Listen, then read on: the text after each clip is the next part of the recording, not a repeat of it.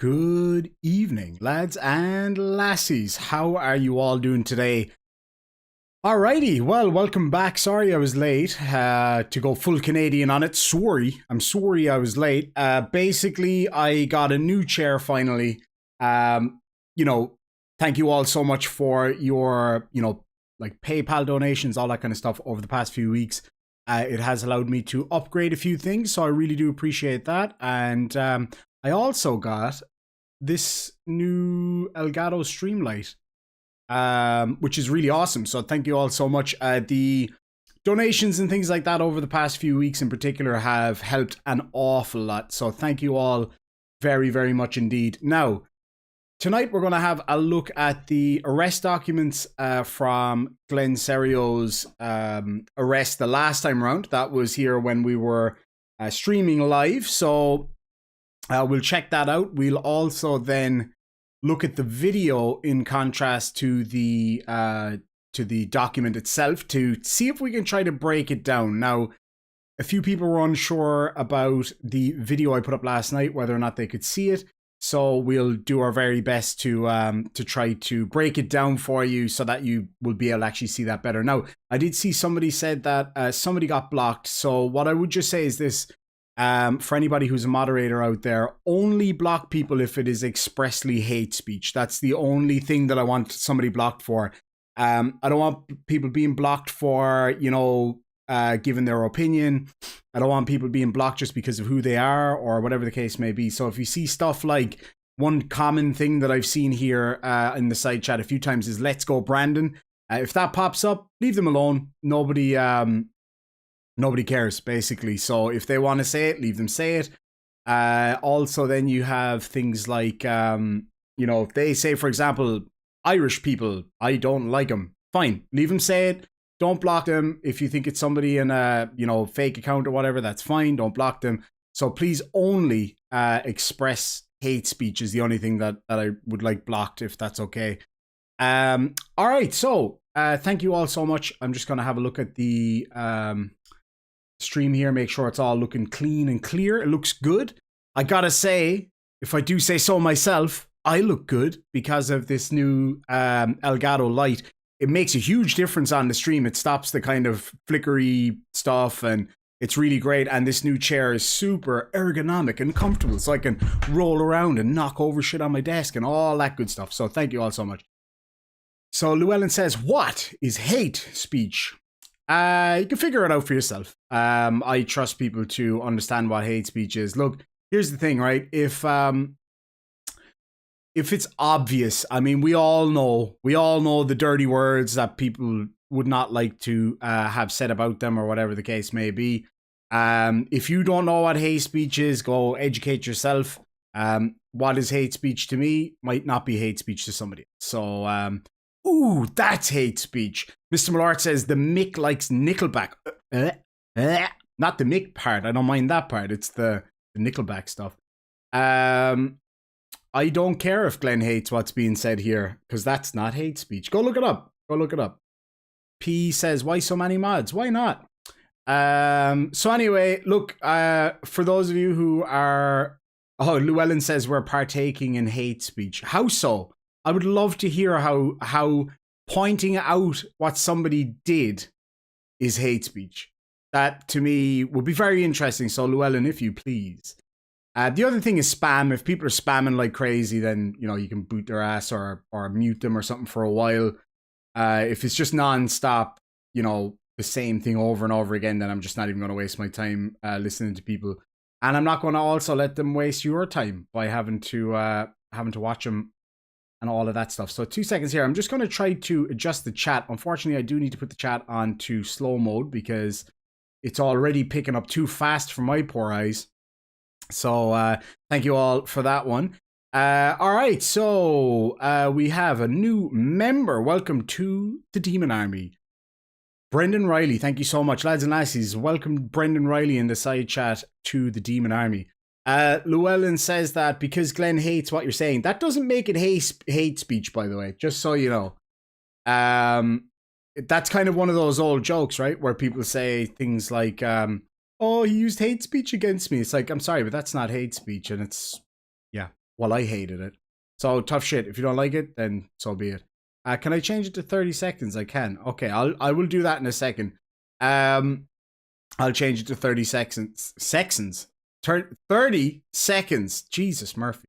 Luna, where you at? We got Luna in the side chat. Good to see you. Stating facts is not hate speech. Exactly. Thank you. Thank you kindly. Alrighty. I will change that to 30 seconds there. Just give me one quick sec. Like I did this 10 seconds ago and I already can't remember how to do it. Okay, there we go. All right, we got it. So what we're going to do, we're going to have a look at the documentation, then we're going to have a look at the video and try to break it down for you just to explain it, because I know a few people were unsure as to what I was seeing, and to be fair, I did make that video at like 2 a.m. or whatever it was, and so it probably wasn't the best video in the world. So I think this might give us a better chance of having a look at it. So yeah, like I already said, just that allegedly. That's right. I was doing that all night the other night in the stream, and it worked an absolute treat. Allegedly. Bridge of Divide in the house. Good to see you, my friend. Alrighty. So first on the agenda tonight, let's have a look here. So I am going to bring up the first image. So this comes from Tella Klein. She has just been amazing getting all this information for us. Now, please do bear with me here because my vision is not the best in the world. So if I'm a little bit slow reading this, then please do forgive me. I wonder if I can edit this to make it a little bit easier for me to read because it's kind of difficult to read. Give me 1 sec here now. And I will see that's something that I can do. I was hoping maybe I could change it a little bit, but look, we'll just have to make it work. Okay. So, first one up here. Now, some of you probably... Why am I blurry? The hell? I don't know why I'm blurry. Maybe I got too close to the camera. There we go. All right. So, the first one up tonight. So, this is the Snohomish County Superform regarding his arrest the other night. All right. So, Snohomish County Superform, not just a regular form, lads and lassies, a superform. So, case number, blah, blah, blah, blah, blah. So, this was written by Sergeant A. Jones. So, for those of you who don't know who Sergeant A. Jones was the guy that was driving in as Glenn was at the gate there anyway. So, Scott Soren says, can we get on with it? You know what, Scott? I'll give it another minute of chit-chat there, so just for you, bud. So there's this guy called Scott who comes on to live streams and tells people what they can and can't do on their own live stream. We got a lot of trolls in here, so I'm guessing this was shared somewhere where people like Glenn or somewhere where people don't like me. And that's fine. I am glad to have you here. Thank you for the clicks. Thank you for the view time. Really appreciate that. And it is all public record as well. So if anybody doesn't like it, you can shove it up your ass. All right. So here we go. We have, all right, starting off. I am Sergeant A. Jones. I'm not, he is. Of the Mukilteo Police Department. On the date and time of the following incident, I was assigned to patrol duty in a marked patrol vehicle and in full uniform, complete with front and back police patches, as well as both shoulders. The below incident occurred in the city of Mukilteo, Snohomish County, in the state of Washington. On the, now here we go, America again, like on the 1st of the 14th somehow. Anyway, on the 14th of January 2022 at about 16:45 hours, that's 4:45 p.m. I was arriving to work for my normally scheduled night shift. I was driving my personally owned vehicle, and I was approached, and as I approached the gate for the secure PD parking lot, I noticed Glenn Cerio standing in the middle of the exit lane that is used for exiting the secured lot, close to a center island where the access keypad is for gate access. Glenn was holding a camera, or what appeared to be a camera, in his left hand, and his right hand was in the coat pocket, and he was holding onto something. So that is very important. That is very, very important. So apparently somebody's threatening me in the side chat. Is that right? Let's have a look here. No, it doesn't look. Okay, that's fine. Sorry. I am familiar with Glenn as I have met him in the past. I know that he has a general distaste for law enforcement, and I know that there are several officer safety cautions that are attached to his name from numerous incidents and previous threats he has made towards law enforcement. I also know that one of them specifically states that Glenn made statements to law enforcement in the past that he conceals a .38 caliber pistol on his person and threatened to take law enforcement to the ground, sweep the leg. In another officer safety entry, Glenn told officers he is highly trained in hand-to-hand combat. That is just outrageously funny.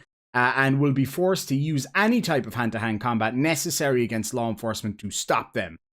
During a recent incident involving a traffic stop conducted by a Mukilteo police officer, Glenn became confrontational with the officer and refused to provide any documentation as required by law. Realizing that Glenn was becoming irate and upset on the traffic stop, the officer chose to de-escalate the situation by mailing Glenn the citation infraction. So that was Officer Gonzalez, the guy who approached him in the car that Glenn claimed unholstered his gun, which is an absolute lie. Glenn became more upset and responded to the Mukilteo PD, where he caused a significant disturbance in the lobby, was extremely abusive towards staff, specifically a female officer who was trying to help him, and ultimately committed the crime of MMC, disorderly conduct. Now, we did hear the other night that there actually could be some issues with that, that it might be very hard to find him guilty of that one. All right, so then we move on to the next portion. He says, during that incident, Glenn told officers on 2 separate occasions that he was going to arm himself. Hold on, let me just zoom in here a little bit. Against police officers. This incident is documented under Mukilteo case number 22197. The incident occurred on the 3rd of January 2022, about 11 days prior to this incident. Knowing all this, as I pulled into the Mukilteo parking lot in my personal car, I believe that Glenn was likely armed based on the statements to officers in the past and his very recent statements to Mukilteo police officers when he was extremely hostile and aggressive. I knew that Glenn had been released from jail several days after his arrest on the 3rd of January, and I suspected that the possibility he possibly had a personal vendetta against the Mukilteo Police Department, as he was now standing blocking our secure lot exit. I was not armed at the time and dressed in civilian clothing. Although I was not involved in the incident on the 3rd of January, I have stopped Glenn on a traffic stop for a minor infraction several years prior to this incident. During the incident, he became extremely upset with me and irate after receiving a ticket for the infraction. Just give me a sec. Oh, sorry, I've just had an alert come up on my computer. So just take me a quick second here. Bear with me. Sorry about this now, guys. Okay. All right, we're good. During the incident, Glenn requested a supervisor to the scene of the traffic stop, and he became even more upset when the supervisor who responded, Sergeant Tony Falso, even after Glenn was told numerous times he was free to leave, Glenn remained to try to continue to argue with Sergeant Falso. Ultimately, the officers left the scene after telling Glenn he was free to go. Once I and Sergeant Falso had left, Glenn began calling dispatch over and over again, making vague statements about driving to the Mukilteo Police Department to bang bang in the building. Although I was not in uniform on the 4th of the 1st, 2022, when I was pulling up to the gate next to where Glenn was standing, I did not know if Glenn recognized me from the traffic stop several years prior. Glenn was standing about a foot from the keypad, directly on the other side of the keypad from my car. Sorry. And I knew I would have to roll my window down to enter the gate code to get into the secure parking area. Based on my training and expertise, Glenn was exhibiting all the red flags for a subject who can turn violent at any second. Additionally, being in a seated position, Glenn had a tactical advantage over me. I rolled my window down and began to enter the code. Glenn was about 2 or 3 feet away from me. I looked at him briefly, but did not say anything. Glenn's right hand was still in his coat pocket. Glenn's coat was baggy, loose-fitting, and I could not see if Glenn was holding anything with his right hand. I was already in fear for my safety as soon as I saw Glenn, and knowing I was not armed in any way, especially considering his recent and past statements about arming himself with firearms to use against law enforcement. And the next one, I entered the gate code and began to roll up my car window. I knew there was a slight delay from when the code was entered until the gate began to open, several seconds. As I began to roll up my window, Glenn pulled his hand out of his right coat pocket violently and motioned it towards my face, causing me to flinch.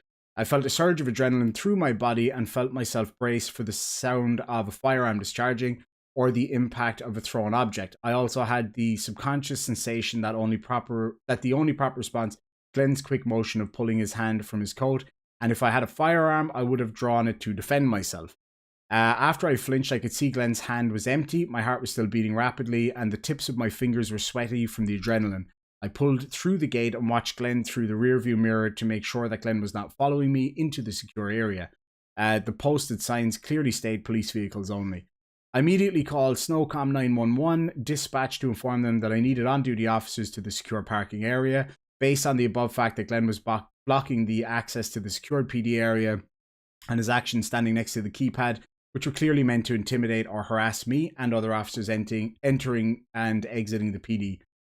And based off his recent and past statements about arming himself for being armed with firearms for use against officers, his position of advantage over me as I typed in the gate code and the quick motion of violently pulling his hand from the coat pocket and moving it rapidly towards my face, I was in fear for my life. Based on all the above facts and circumstances, there is probable cause for the arrest and prosecution of Glenn Cerio for RCW 9A 46020B harassment felony. So if you guys want to go have a look at that, you'll see that it's credible threats of violence, basically, be they implied or verbal.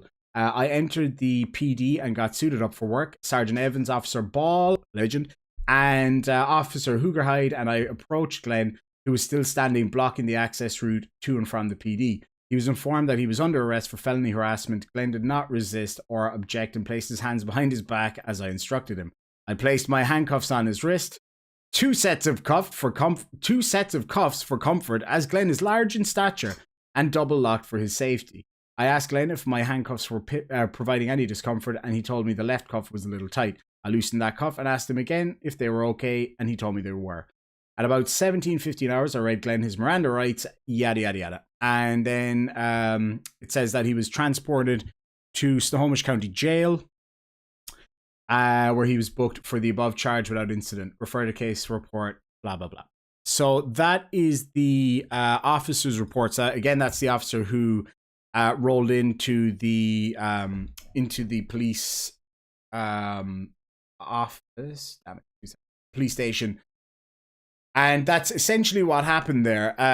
So we're going to have a look at the video now as well in a second here. And I want to see what you folks think of it, because it's an interesting one, because it was kind of hard to see.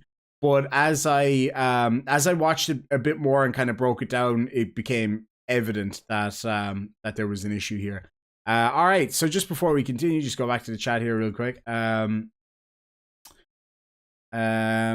Pro Kesuk says, what was the cop worried about? He was seated and protected by the door. He couldn't possibly have his legs swept from under him by the agile Glenn. Agreed. Highly unlikely. So, right, let's see. All right. There's not major there. All right, so let's have a look. Yeah, we can see a lot in the reflection of the window of the car. So we'll do that. We'll have a look here and we'll see if we can make out what went on. Villa says, is this channel pro or anti this dude? I wouldn't say I'm pro or anti anybody. I'm definitely anti what he did, for sure. And to be frank, I don't like the guy. I think he's an idiot for what he does. But anyway, let's have a look here and see what's going down.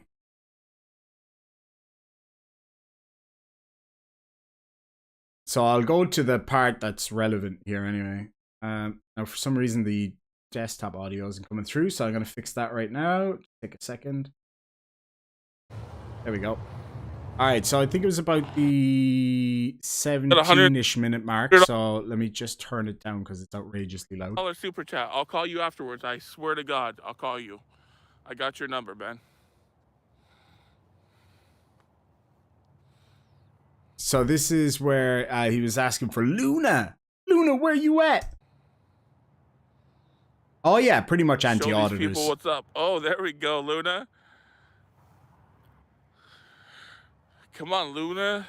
Do 100 or 200. All right. So here you'll see, I'm just going to go back a little bit. Here you'll see, and it corroborates what he said as well, is that he slowly kind of comes to a stop as if, you know, almost hesitantly to get a look at him. So you'll kind of see that here. I'm just going to remove myself from the video here real quick, just so that it's easier to see without my face in the way.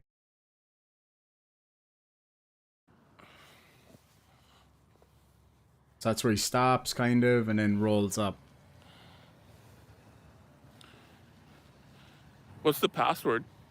You mind if I know the password? Hello, sir.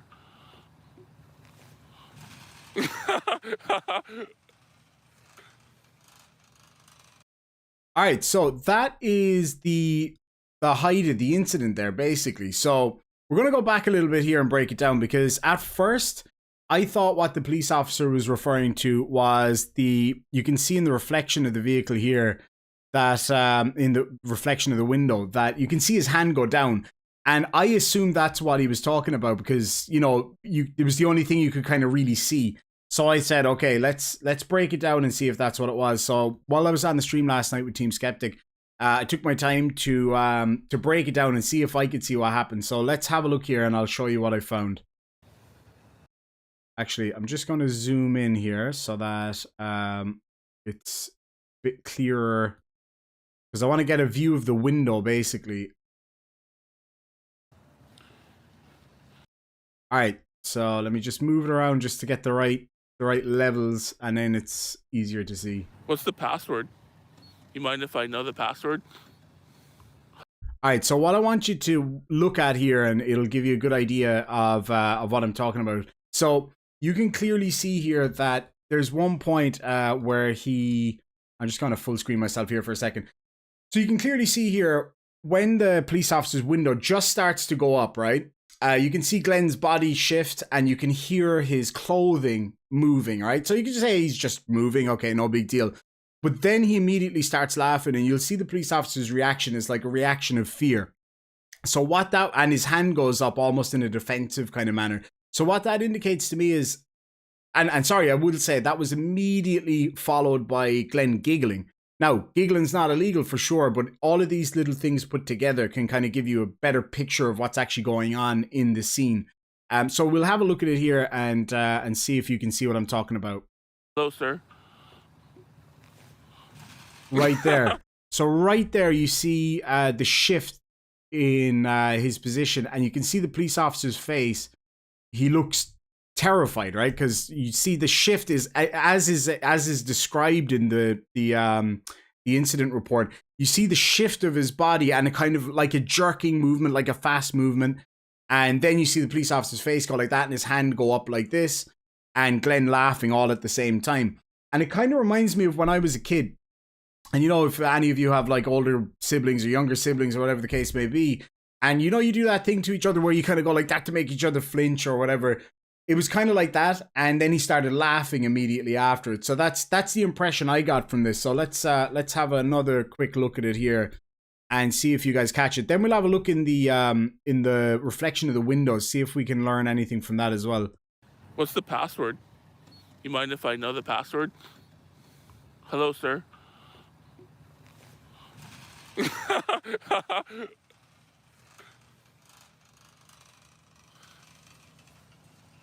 All right, so that's what I think is the scenario here, right? But let's just zoom in on the window so we can see if we can get a bit more of a view. So I'm gonna move my lovely face out of the way here now again, right? So there was a few people that pointed out that in the window you can see a reflection of his hand move, but that doesn't really comport with the police officer's report. So I don't think that was the moment, and that's why I think it was actually the moment as his window was just coming up that he basically pulled out whatever, he pulled out his hand or whatever the case may be. And then we can actually see him put his hand back down at another point in the video here. So I'm going to take myself off the screen here for a second and you'll see what I'm talking about. Hello, sir. Sorry, I'm just going to move it a little bit just to make it a bit clearer. All right, so that's where I think the incident took place, right? Now you're going to see his hand. So take a very close look at the reflection in the window. And it is hard to see at first, but it will become clearer. So I'm just going to zoom into that portion here now. So again, keep a look at the reflection in the window here. So there's his hand kind of coming back up. Now I know that's hard to see, but it's right in the middle of the screen. You can see where the police officer's hand is there. It's just as you're looking at the screen, it's just to the left of that. So you see his hand shoot up to the camera. And that is where I first thought he was making the gesture that was described, right? So it doesn't look like that's what he's doing here. So let's just slowly, we'll go frame by frame here. You'll see the hand starts to come up. Now, then it seems to stop at his camera. And now we'll see his hand go back down to his pocket again. Right? So now, does it look to you guys like his hand is on his camera there, or does it look to you guys like his like he's pointing? Like, it is hard to see for sure. I definitely accept that that's the case, but it's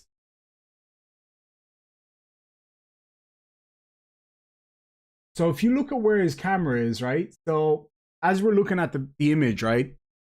Just above, directly above the rear view mirror of the car, and slightly to the right of that, you can see that looks to be the hand that he's holding the camera in, right?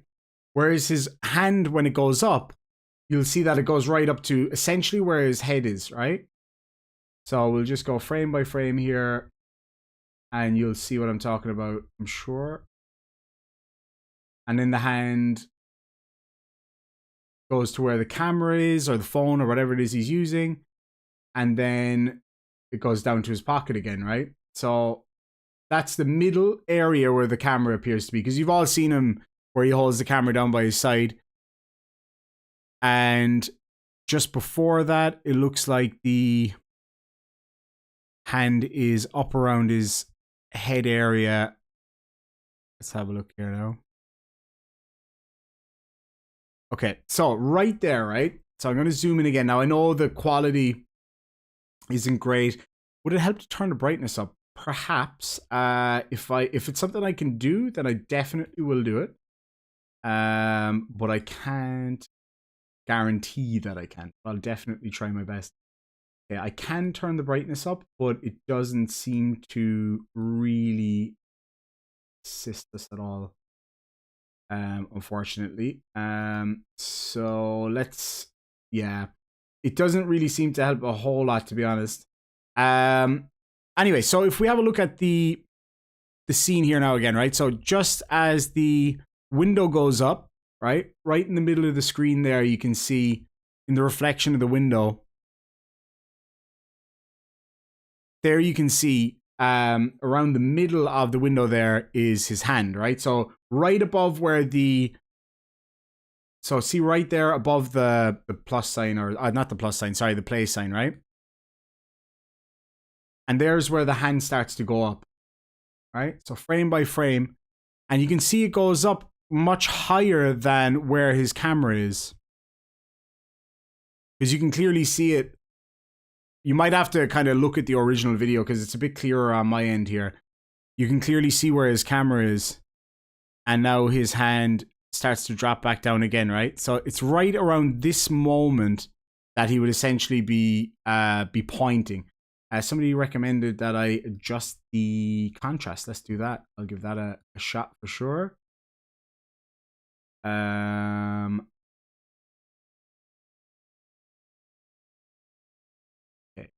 bring the contrast.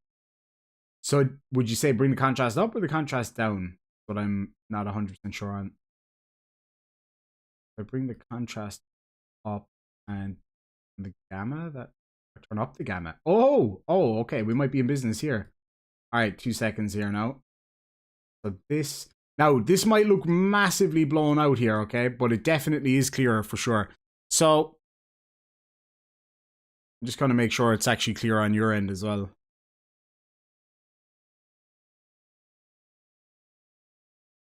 Okay, so this is the moment that the hand comes out. So you can see his hand is actually by his side here, right?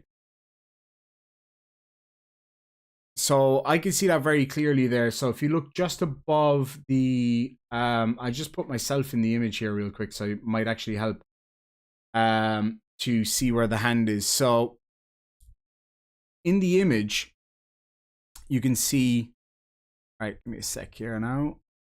I'm just following the hand because it's a bit, all right, so in the image you can see here, right? So right here where my hand is, over a little bit, you can see his hand move, right? So you can see that little white kind of blob there? That's his hand moving, okay? So as I go back a bit, this is where the police officer's window starts going up, right? So that's when you see the hand start to move and it starts to go up. All right, I'm just going to remove myself from the image here a quick sec so you can see what I'm talking about. Hopefully I have the spot right where you guys can see it, right? And so you see the hand come up around here. So right there, it looks like he's brought his hand down, put it into his pocket, and then goes as if he's taking it back out of his pocket. Because you can see the kind of bulge. See that there? And it looks like he swings the arm all the way up. And then you can't really see if he's pointing it at him. It does look like he is. So if I go back again, and it should make it a bit clearer here, right? So there's the hand. Now, it looks to me like there's something in his hand there. Now, I might be wrong on that, but I will zoom in even more. Enhance. Right, so it looks to me like there's something in his hand there. Anybody have any view on that? I'm not really sure. Yeah, he's definitely got something in his hand there. And then he starts to bring it up over to his head area. And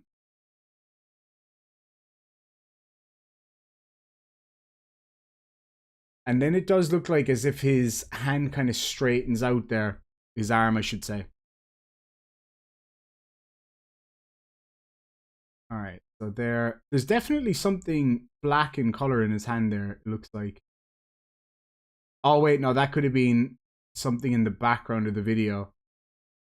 He's holding his camera in his other hand, Blondie, because he's recording the whole time. So he's holding the camera in the other hand.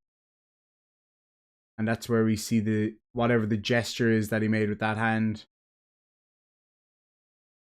And then we see it drop back down there.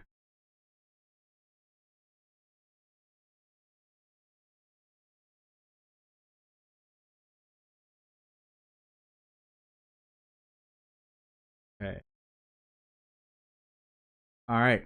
So that is what I'm seeing there. Now, I haven't been able to really follow the side chat there to get much of a view on it. So I'll go back. If anybody has a view on it, just tag me real quick and let me know. So I'm just going to go back and read a couple of super chats here. Let me see really quickly. And then we'll kind of talk about why this kind of thing matters and why it's important, right?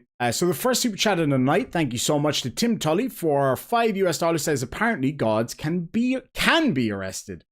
Apparently gods can be arrested. Isn't that strange? And then we have Matt Wooten for £5 says, I'd pay money to watch Team Skeptic in a clapped out road sweeper chasing Glenn down the road with Team in his mankini with a beer, hillbilly style. That is what I am talking about. Thank you so much for that. And then we have, let me see, scroll down a little bit. I would love to see the security cam footage of that too, Commander Darklight. Uncle Artie's Bar and Grill of Stupidity for $5 says Glenda did the hand thing prior to the reflection. Him laughing is because the incident already took place. I've got the audio boosted to prove it. I agree with you there. That was my initial thought too, and I'm going to play that back here again in a second, because it seemed to me like he was moving like that at that point. Oh, it's definitely not definitive for sure. Chad Valentine reckons he gave him the finger. It's quite possible. It is quite possible. But we will have a look, and then we'll look at it kind of in its totality, because I think that's the important part. Looking at it in its totality is really important, because a normal person on the street putting their hand in their pocket and going like this wouldn't be a big deal, right? But I think it's because of the history of what's happened here. It makes sense. So we'll see here. Arto Rissanen says he pulls his hand from his pocket fast with the sound of the coat ruffle. At that moment, the cop flinches and raises his hand. And that's exactly what I thought too, Arto. That's exactly what I thought. And that's why I wanted to kind of get everybody in and have a close look at the video to see if there was another moment that it could have been. But I tend to agree with you there that it was actually the other one. All right, Frank Perry, thank you so much for $5 says, I've been watching this and all I can say is Glenn got really lucky that the officer was not armed, or this may have ended very differently for Glenn. I agree with you 100%. Absolutely. It did seem to me that he was very lucky, but you could see it in the police officer's face. That he was scared. Well, that's just my view anyway. Broad Arrow Jack Leather says, looks like he mockingly saluted him, possibly finger gun to the head. Quite possibly. And as I say, this video is not definitive at all. It was just a case of looking at the police report, looking at the history of what he had said, and then of course looking at what happened, but the view of what happened is not very clear at all. It's quite possible he needed to shift his weight just to raise his arm too. Quite possible, for sure. Arizona Conlaw says, if he was flipping off the cop, it would also explain the idiotic laughter. It absolutely could do. It absolutely could do. Nina Gonzo, that is actually on the way as it is. Let me see. The cop was not armed, correct. Aaron says, not just your view, he reported as such as well. So that's a good point too, absolutely. I mean, we should always question what people say. I wouldn't take what anybody says on face value without looking at it myself, really. E. Richard says, your opinion, he was not scared. He waved it off like a fly. I don't know, man. I've had people pull weapons on me in my job. I've had people pull out syringes on me, and you do just freeze. So maybe it was a case that once he noticed that that there wasn't a weapon in his hand, as he mentioned in the report, then maybe it kind of calmed him down enough that he wasn't too concerned. But it's hard. It's really hard to say. All right. But yeah, I mean that's a good point. That is certainly my opinion on it. And if anybody shares that opinion, you're welcome to let me know. But you never know. Dennis said, "Wouldn't be a salute left-handed. No one salutes with the left hand." Signed, Marge Sargent, retired. I agree with you. Obviously, there, Dennis. That for anybody who's trained or served or whatever, you wouldn't salute with the left hand. But this guy, look who we're dealing with here. There is a very good chance that he wouldn't know either way. Chalkboy8 says, is the Glenhole's camera on a stick? There have been incidents when a stick was used to assault police. I don't know. It's kind of hard to tell. It could well be. Uncle Artie's Bar and Grill of Stupidity says, the reflection we watch is him repeating the actions that freak the cop out. Could well be. Could well be. Sad too, my friend says, no matter his intention, he did induce fear in the officer. True, but when it comes to law, in a lot of cases, intent is a huge part of it. So if I made a noise that scared, Mrs. Demon, for example, and I was just doing something that wasn't intended to scare her, but she got scared anyway, let's say, and she pressed charges, that wouldn't mean that I would be guaranteed to get locked up just because she got scared. So if I started up my motorbike and she thought it was a bang bang and got scared, that's not my problem, I suppose, as horrible as that sounds. Sorry, Mrs. Demon. But so intent is a huge part of it. So it then you're on the borderline of what was he intending to do in this scenario? Was he intending to scare him? It's tough. It's tough. Paul Arcaria, thank you so much. I really appreciate it, my friend. Let me see here. That cop's face did not look like he was just blown off. Glenn flipping him off. He did look scared. I agree with you there, Frank. Now, it could be the case that he very quickly took his hand out to flip him off and that scared the cop. And then it goes back to the matter of the intent of the whole thing. Did he intend to do it to scare or to cause fear or to, make the person fear for their life? And, when it comes to intent, it's very hard to say for sure whether that is the case or not, basically. But then you can look at these different elements and extrapolate whether or not it was intentional and that would then be up for a jury to decide. Troy Taylor says, I think he was picking his nose. He could have been. First Spectre says, I'm not sure it matters. His actions and his laugh were clear acts of intent.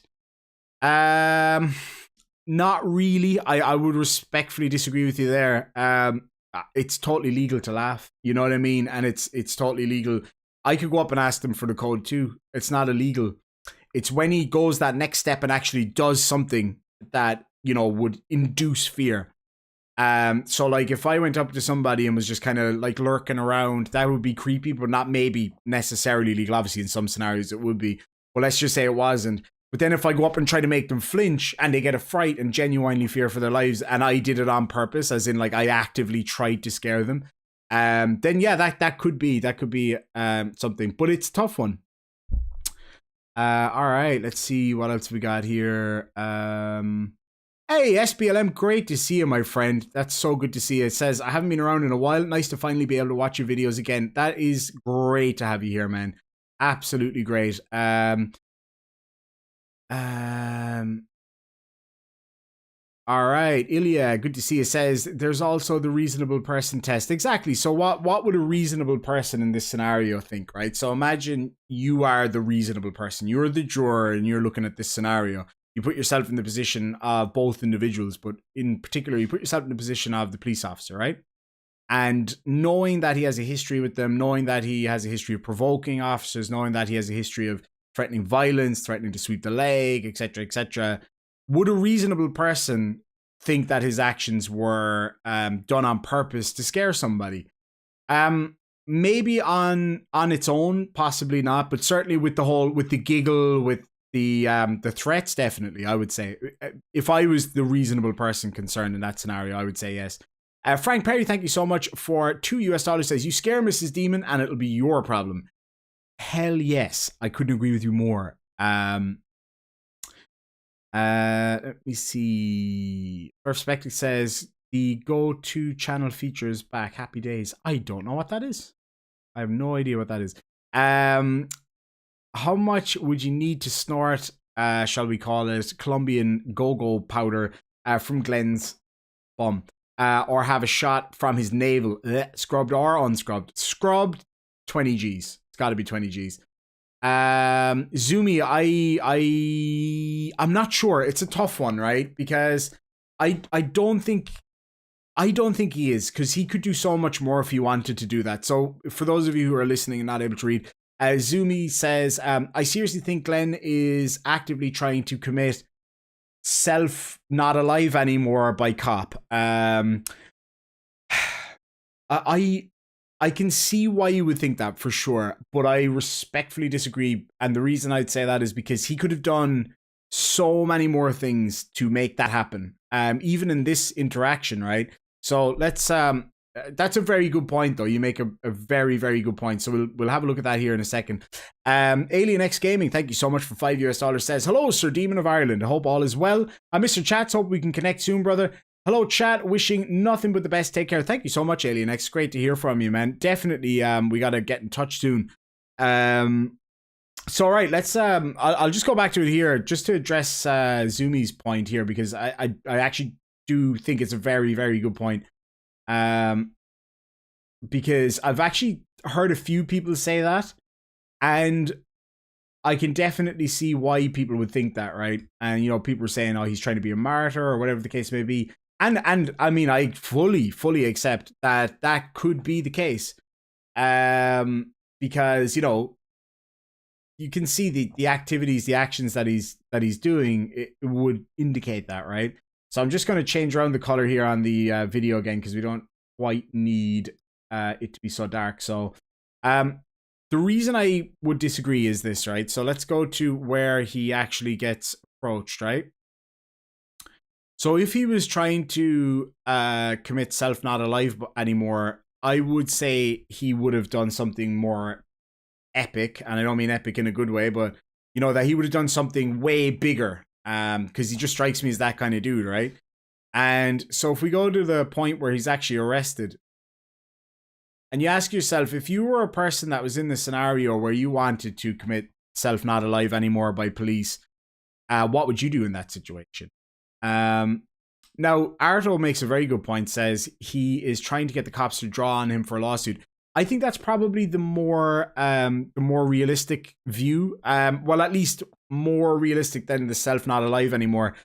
The reason I say that is because, you know, actively throughout this whole video, he was asking for super chats, where you at, Luna, etc., etc. And so it's very obvious that he has some kind of purpose of, you know, personal gain in this whole thing. So, but anyway, let's go to the point again where he gets his collar felt, as we would say. The infamous uh-oh moment. All right, let's turn this.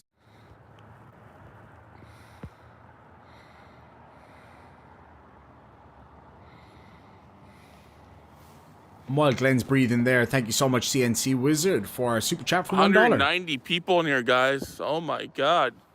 This shit's still growing. Luna, this is still growing. Giggity. Holy shit. Could you imagine if something was going on? Uh-oh. Uh-oh.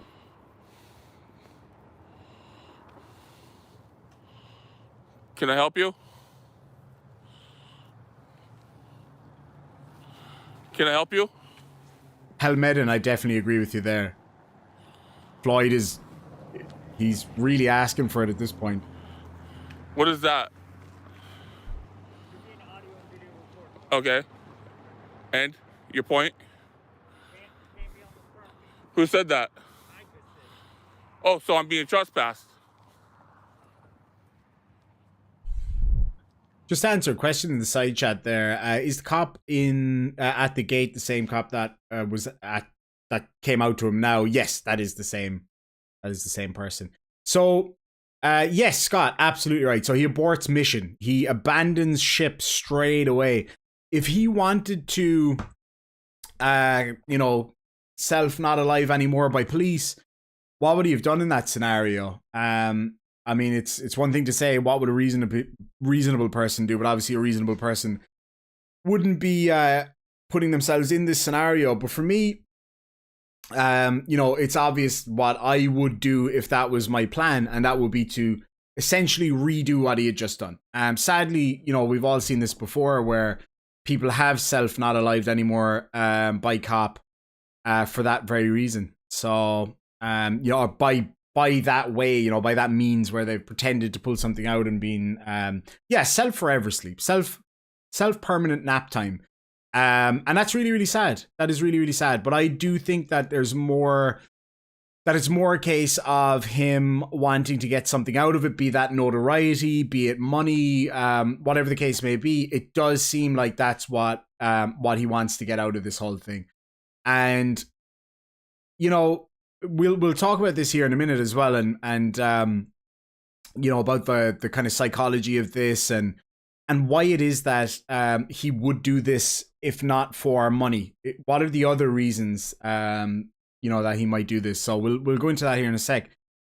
Oh my goodness, Sazu, I'm so sorry to hear that. Jesus, that's terrible. Sazu has tested positive for the C thing that we don't talk about on YouTube. God, I'm so sorry to hear that. That's awful. I hope you feel better soon. Star Shadow's in the house. Good to see you, Star Shadow. Frank says he's been trying to get a lawsuit. Yes, so that's the thing. A few of them have gotten decent lawsuits or whatever. You know, we actually saw this yesterday in my video. So if you haven't seen my video yesterday, if anybody would be so kind as to post the link in the video to where that auditor gets arrested, what does his friend say to him as he's being arrested? He says, you're going to be rich, right? And you always hear them say things like, you know, I'm going to sue you for $1 million. I'm going to do this. I'm going to do that. And so it's obvious that a lot of these people are doing it for either money or notoriety. If the C word that we don't mention on YouTube wasn't so rampant everywhere, the courts would be more willing to lock him up. I think you could be very, very much correct there. Some people had said to me that they were under the impression that perhaps it was a political thing based on where he lives. I don't fully understand what that means. That's just somebody sent me a message and said that the reason he's not getting locked up is because where he lives and the political climate there. But I don't actually really know anything about that, so I wouldn't have a clue. All right, so has anybody drop a 1 in the side chat if you have seen Monty Python and the Holy Grail, because that's exactly what this part here reminds me of. So in that he says oh yeah, when they kind of go like attack and they run up the hill, and then he goes run away and they run away. That's kind of what he's like here. He's like, attack! And then he's like, waddle away! Waddle away! Retreat! Who said that? Oh, so I'm being trespassed. Waddle away, buddy. Off you go.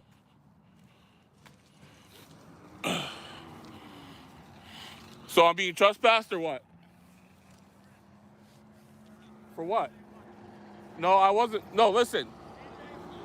I'm not doing nothing. Listen. Oh my God. What are those? Listen for it. Told not to come here. There it is.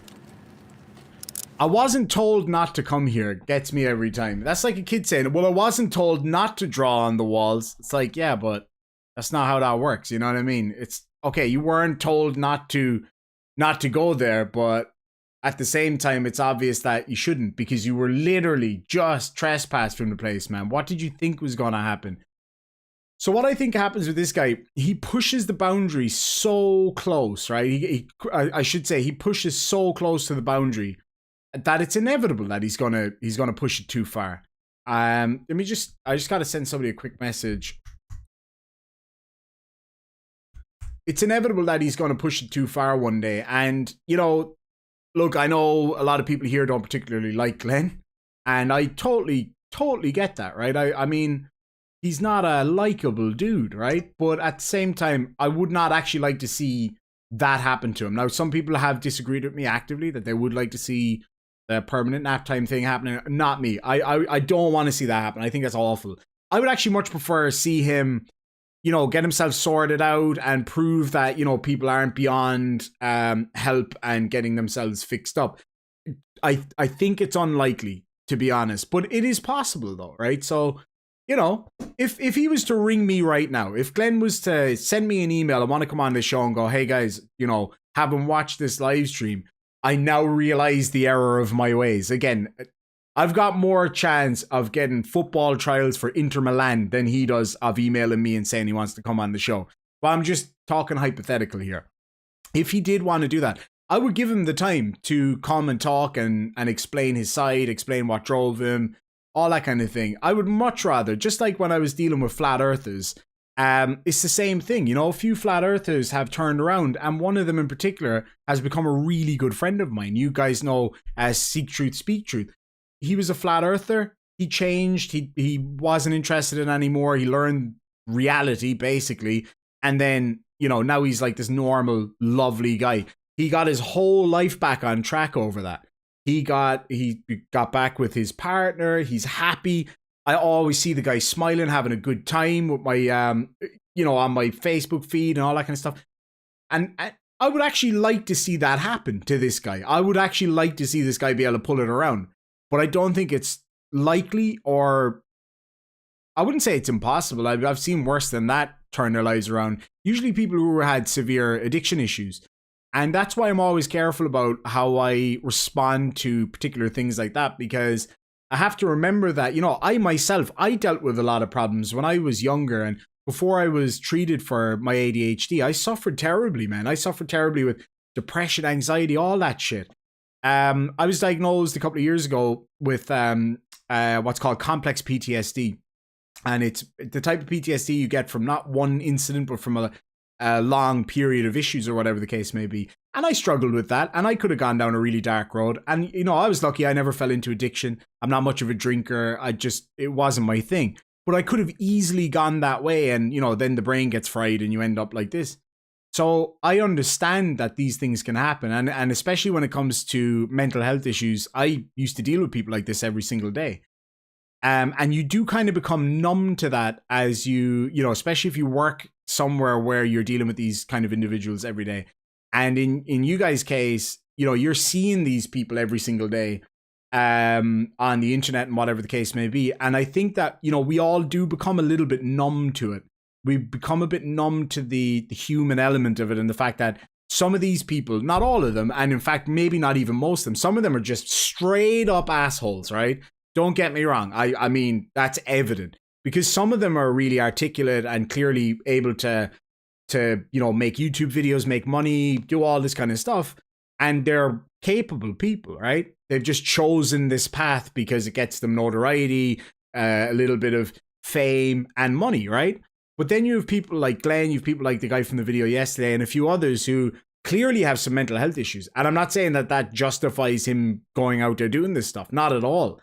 But I just don't want people to completely lose sight of the human element. And yeah, that's just a point I wanted to make on that. But at the same time, I wouldn't condone this shit for a minute. Like, with the way he's spoken to some people on these videos, if he came and did it to me, he'd need a good surgeon to take his teeth out of his ass, basically. But, you know, I'm just trying to say, like, let's not, at the same time as having a laugh, let's not dehumanize him either. But I can definitely see why people don't like this guy. Don't get me wrong. Stephen Alley for $2 says, he reminds me of Moss Chops in the game Ark. I'm not familiar with it, but I will look it up in a minute. Thank you so much for that, though. I really appreciate that.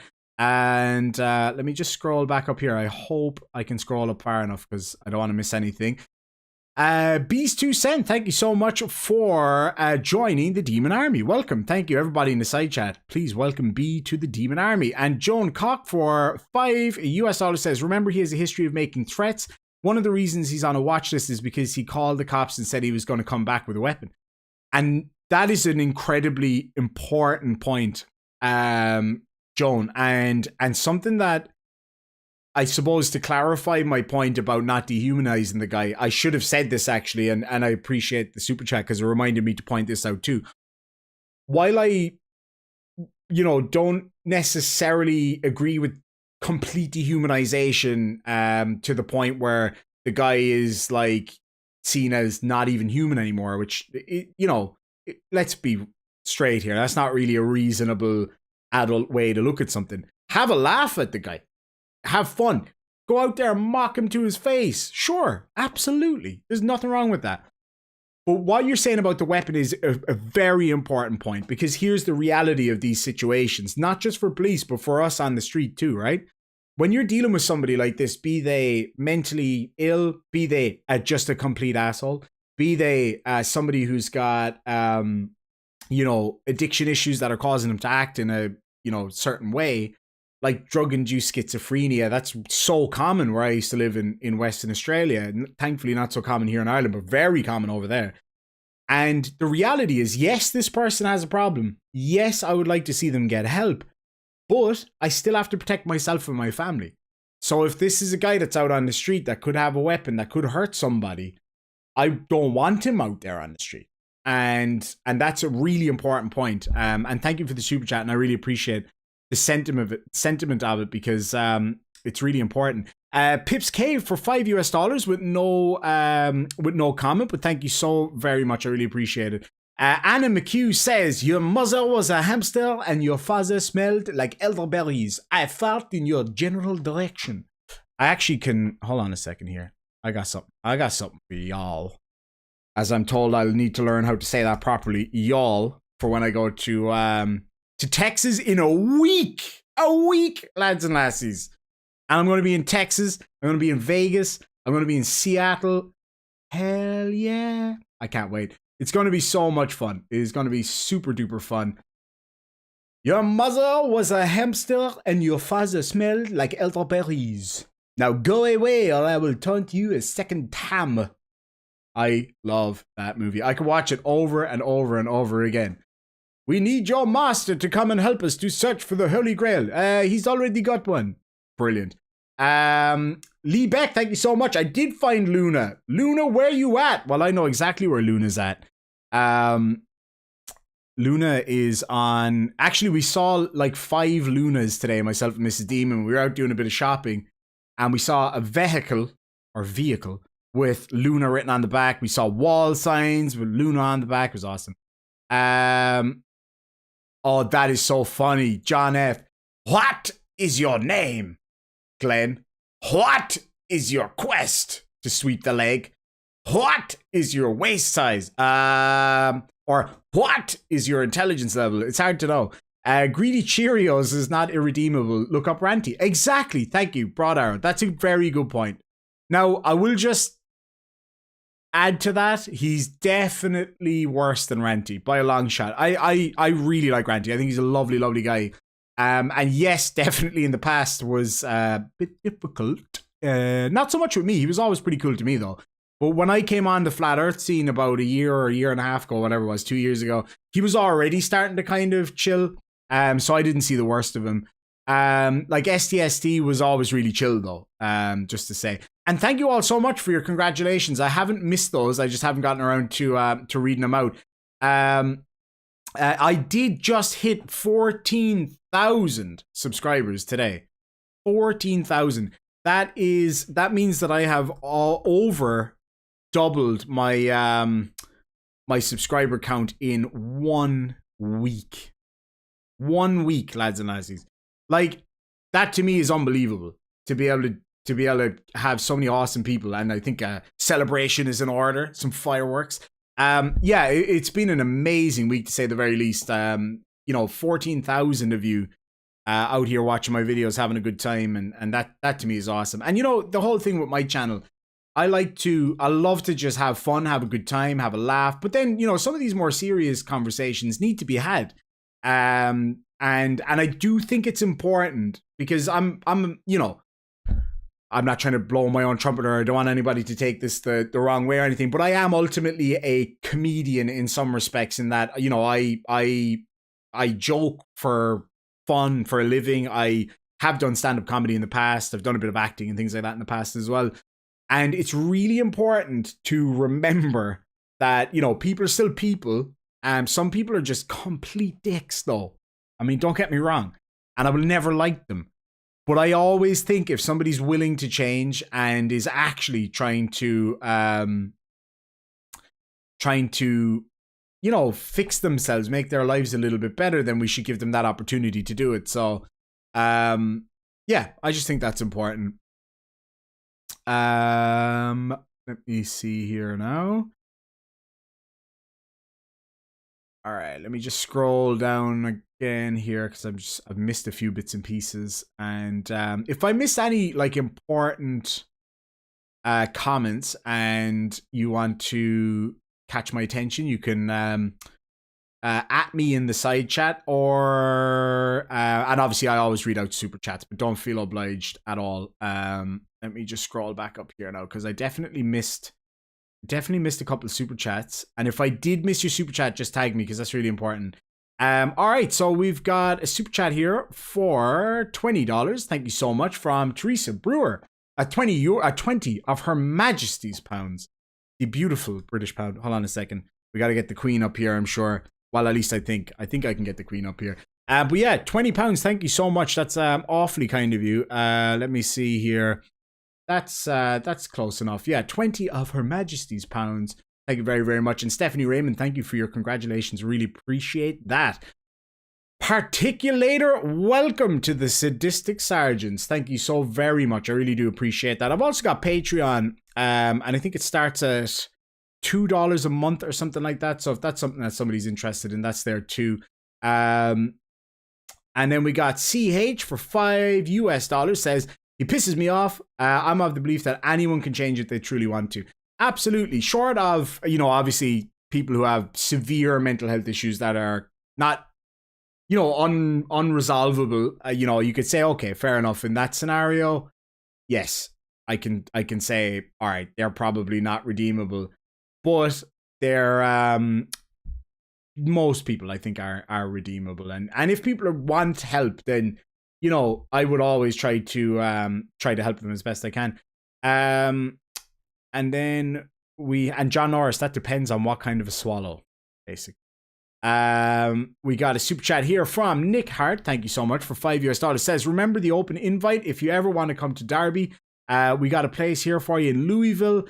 Keep up the great work, bro. Thank you so much. I would love to go to Kentucky. Louisville's in Kentucky, right? I hope I got that right. I really want to go to Kentucky. I'd love to go to the Kentucky Derby. That's like a dream of mine for sure. Zumi, thank you so much. Amanda Cullen, thank you. Broman Legion in the house, lads and lassies. Broman Legion is one of the funniest people on YouTube, just so you know. Broman, please feel free to drop your link in the side chat. Let me see here. Rainbow says, not only back to reading chat from my shower, but I'm at the PC until my husband kicks me off so he can do homework.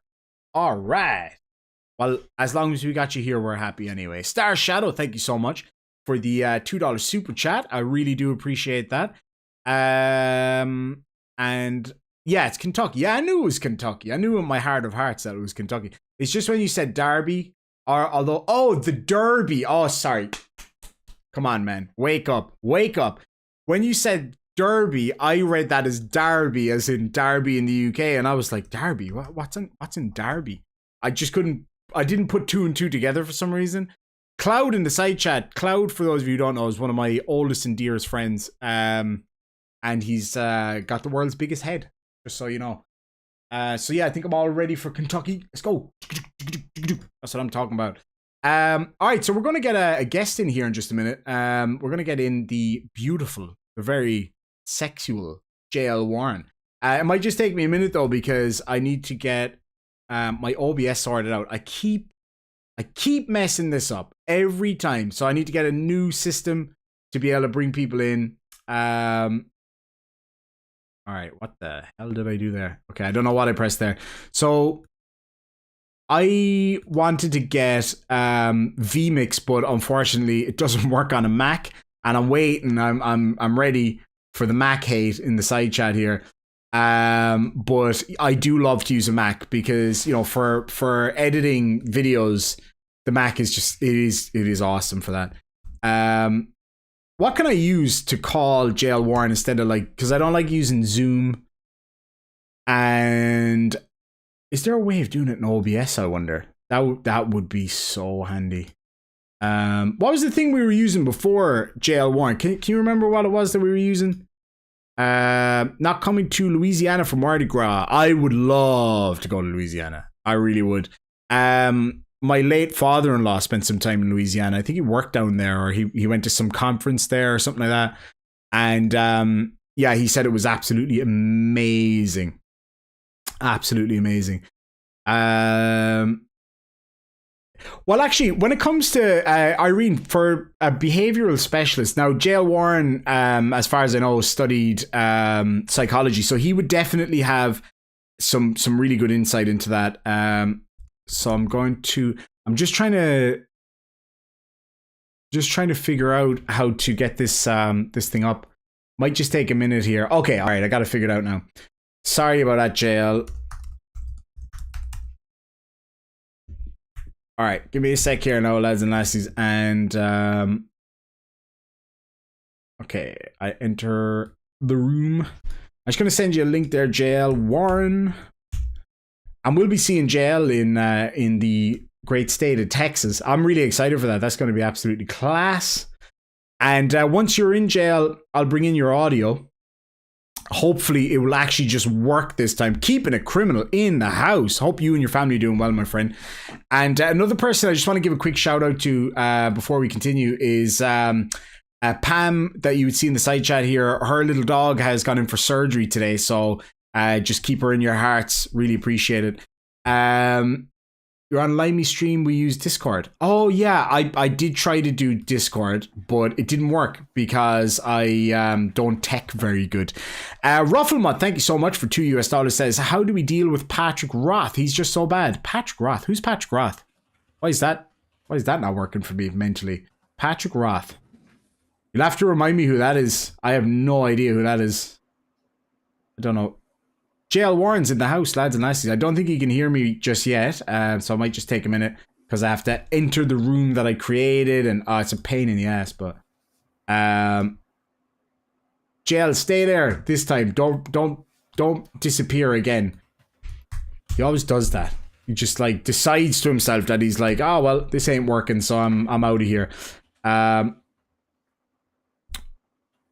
Warren, dost thou hear me?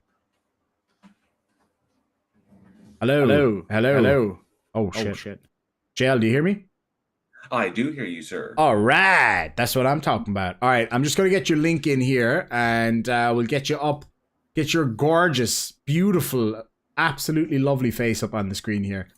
I don't know if it's that good. I know it's better than Glenn's. I don't know. I mean, if you say so. Like, I mean, look. It's not for me to say. That's cold-blooded. It's not for me to say, but you brought it up. To be fair, you brought it up. I'm just a dude, man. I'm just telling you, you might be wishful thinking. Is all. Now I don't know why your image isn't coming up here. There it is. There he is, lads and lassies. Welcome to the show. The very beautiful, the very toit, J.L. Warren. How are you doing, sir? I am good, sir. I'm doing very good. Oh, whoa, hold up. We got a double sound thing come through. How about now? How are you now? Good. Now we're talking. Doing great. Now we're talking. I'm doing fantastic. All right, you sound wonderful. You sound wonderful. Terrific. Right, so you were watching the stream. What's your thoughts?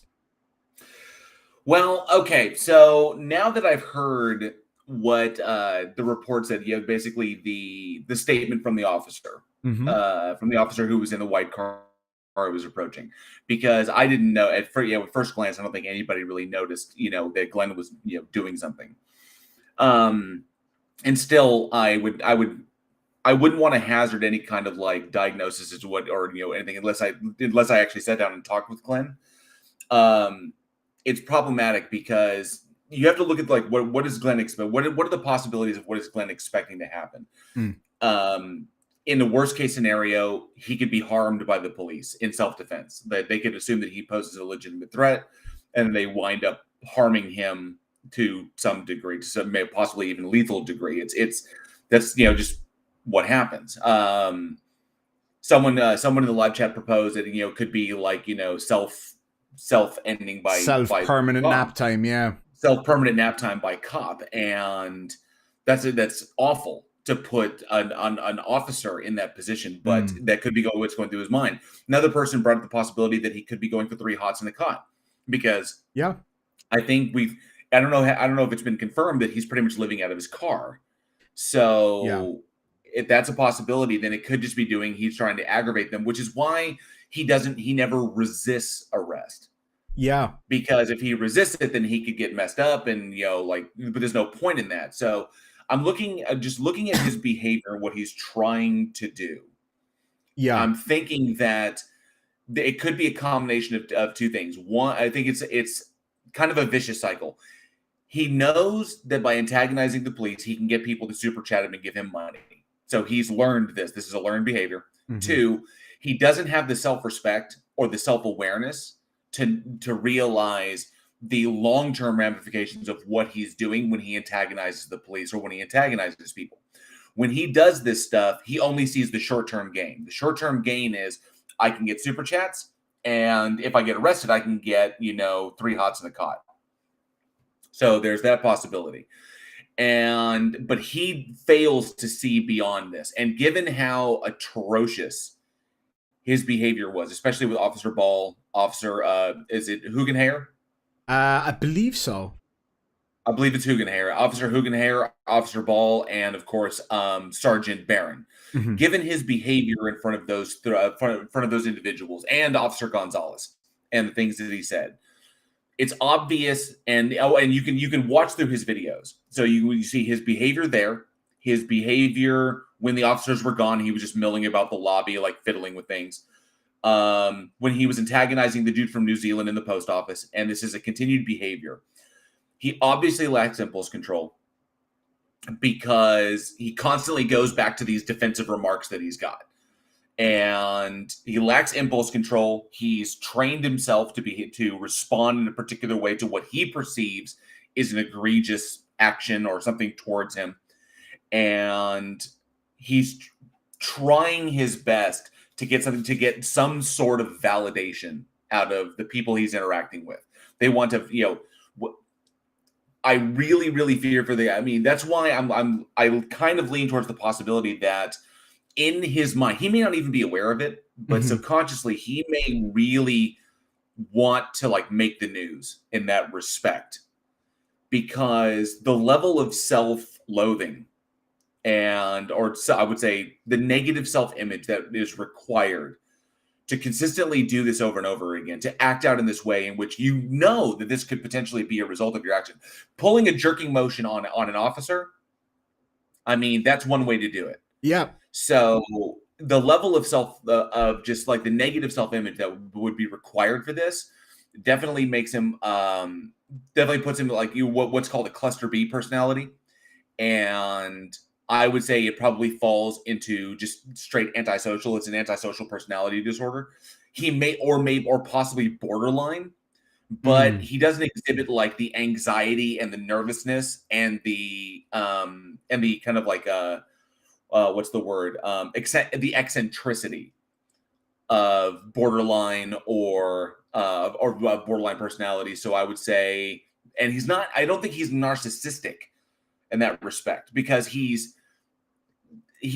doesn't have the self-awareness to be narcissistic.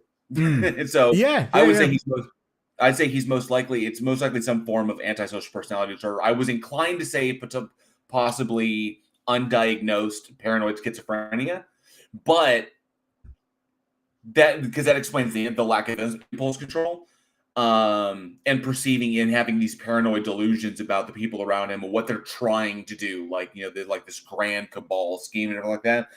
But it comes down to it, it's definitely a personality disorder. I honestly, in this particular situation, I think this is a perfect example of why this type of stuff is not a police matter. This is a matter for mental health. Yeah. And mental health professionals need to be called in to deal with this stuff, because we've seen many, many times before, when the police are called to incidents with mentally ill people, then it results in tragedy because these people are not fully in control of their actions. So I think, Glenn, if I were just throwing it out there from what I've seen and what I've observed, and just going back and watching his behavior and watching his interactions, it's some sort of antisocial personality disorder. And the reason I say that and not paranoid schizophrenia is because of the interaction that he had with the fan that met him on the street. You remember that video? Yes. So that was the bearded guy. Right. Yeah. So he was going about and he was talking with that fan. There were choice words that he used. His dialectic was very much his intention was to protect his channel and then engage a fan. So he put his channel above engaging with that fan. That means he's at least aware of the consequences of his actions, which means at a certain point, he doesn't want to lose his channel, but he doesn't care what happens to him, which reinforces the idea that that it's a negative self-image. He's willing to sacrifice himself for what he sees as like the short-term gains. And I think the guy really, really needs help, like legitimate sit down. We need to talk. Possible. I'm not really an advocate for pharmacology unless it's absolutely necessary. But pharmaceuticals do help. They do. Yeah. People who suffer from chronic depression, people who suffer from bipolar disorder, from schizophrenia, from a number of issues. ADHD. There's a really good comment here actually that just came up a few minutes ago. Oh shit, where did it go? Damn. Oh yeah, here we go. Anthony Vasquez says, did anyone notice in his vid that he realized he could make more money on live streams using super chats? Yeah, so there was a point there where he was like, oh, it's still growing.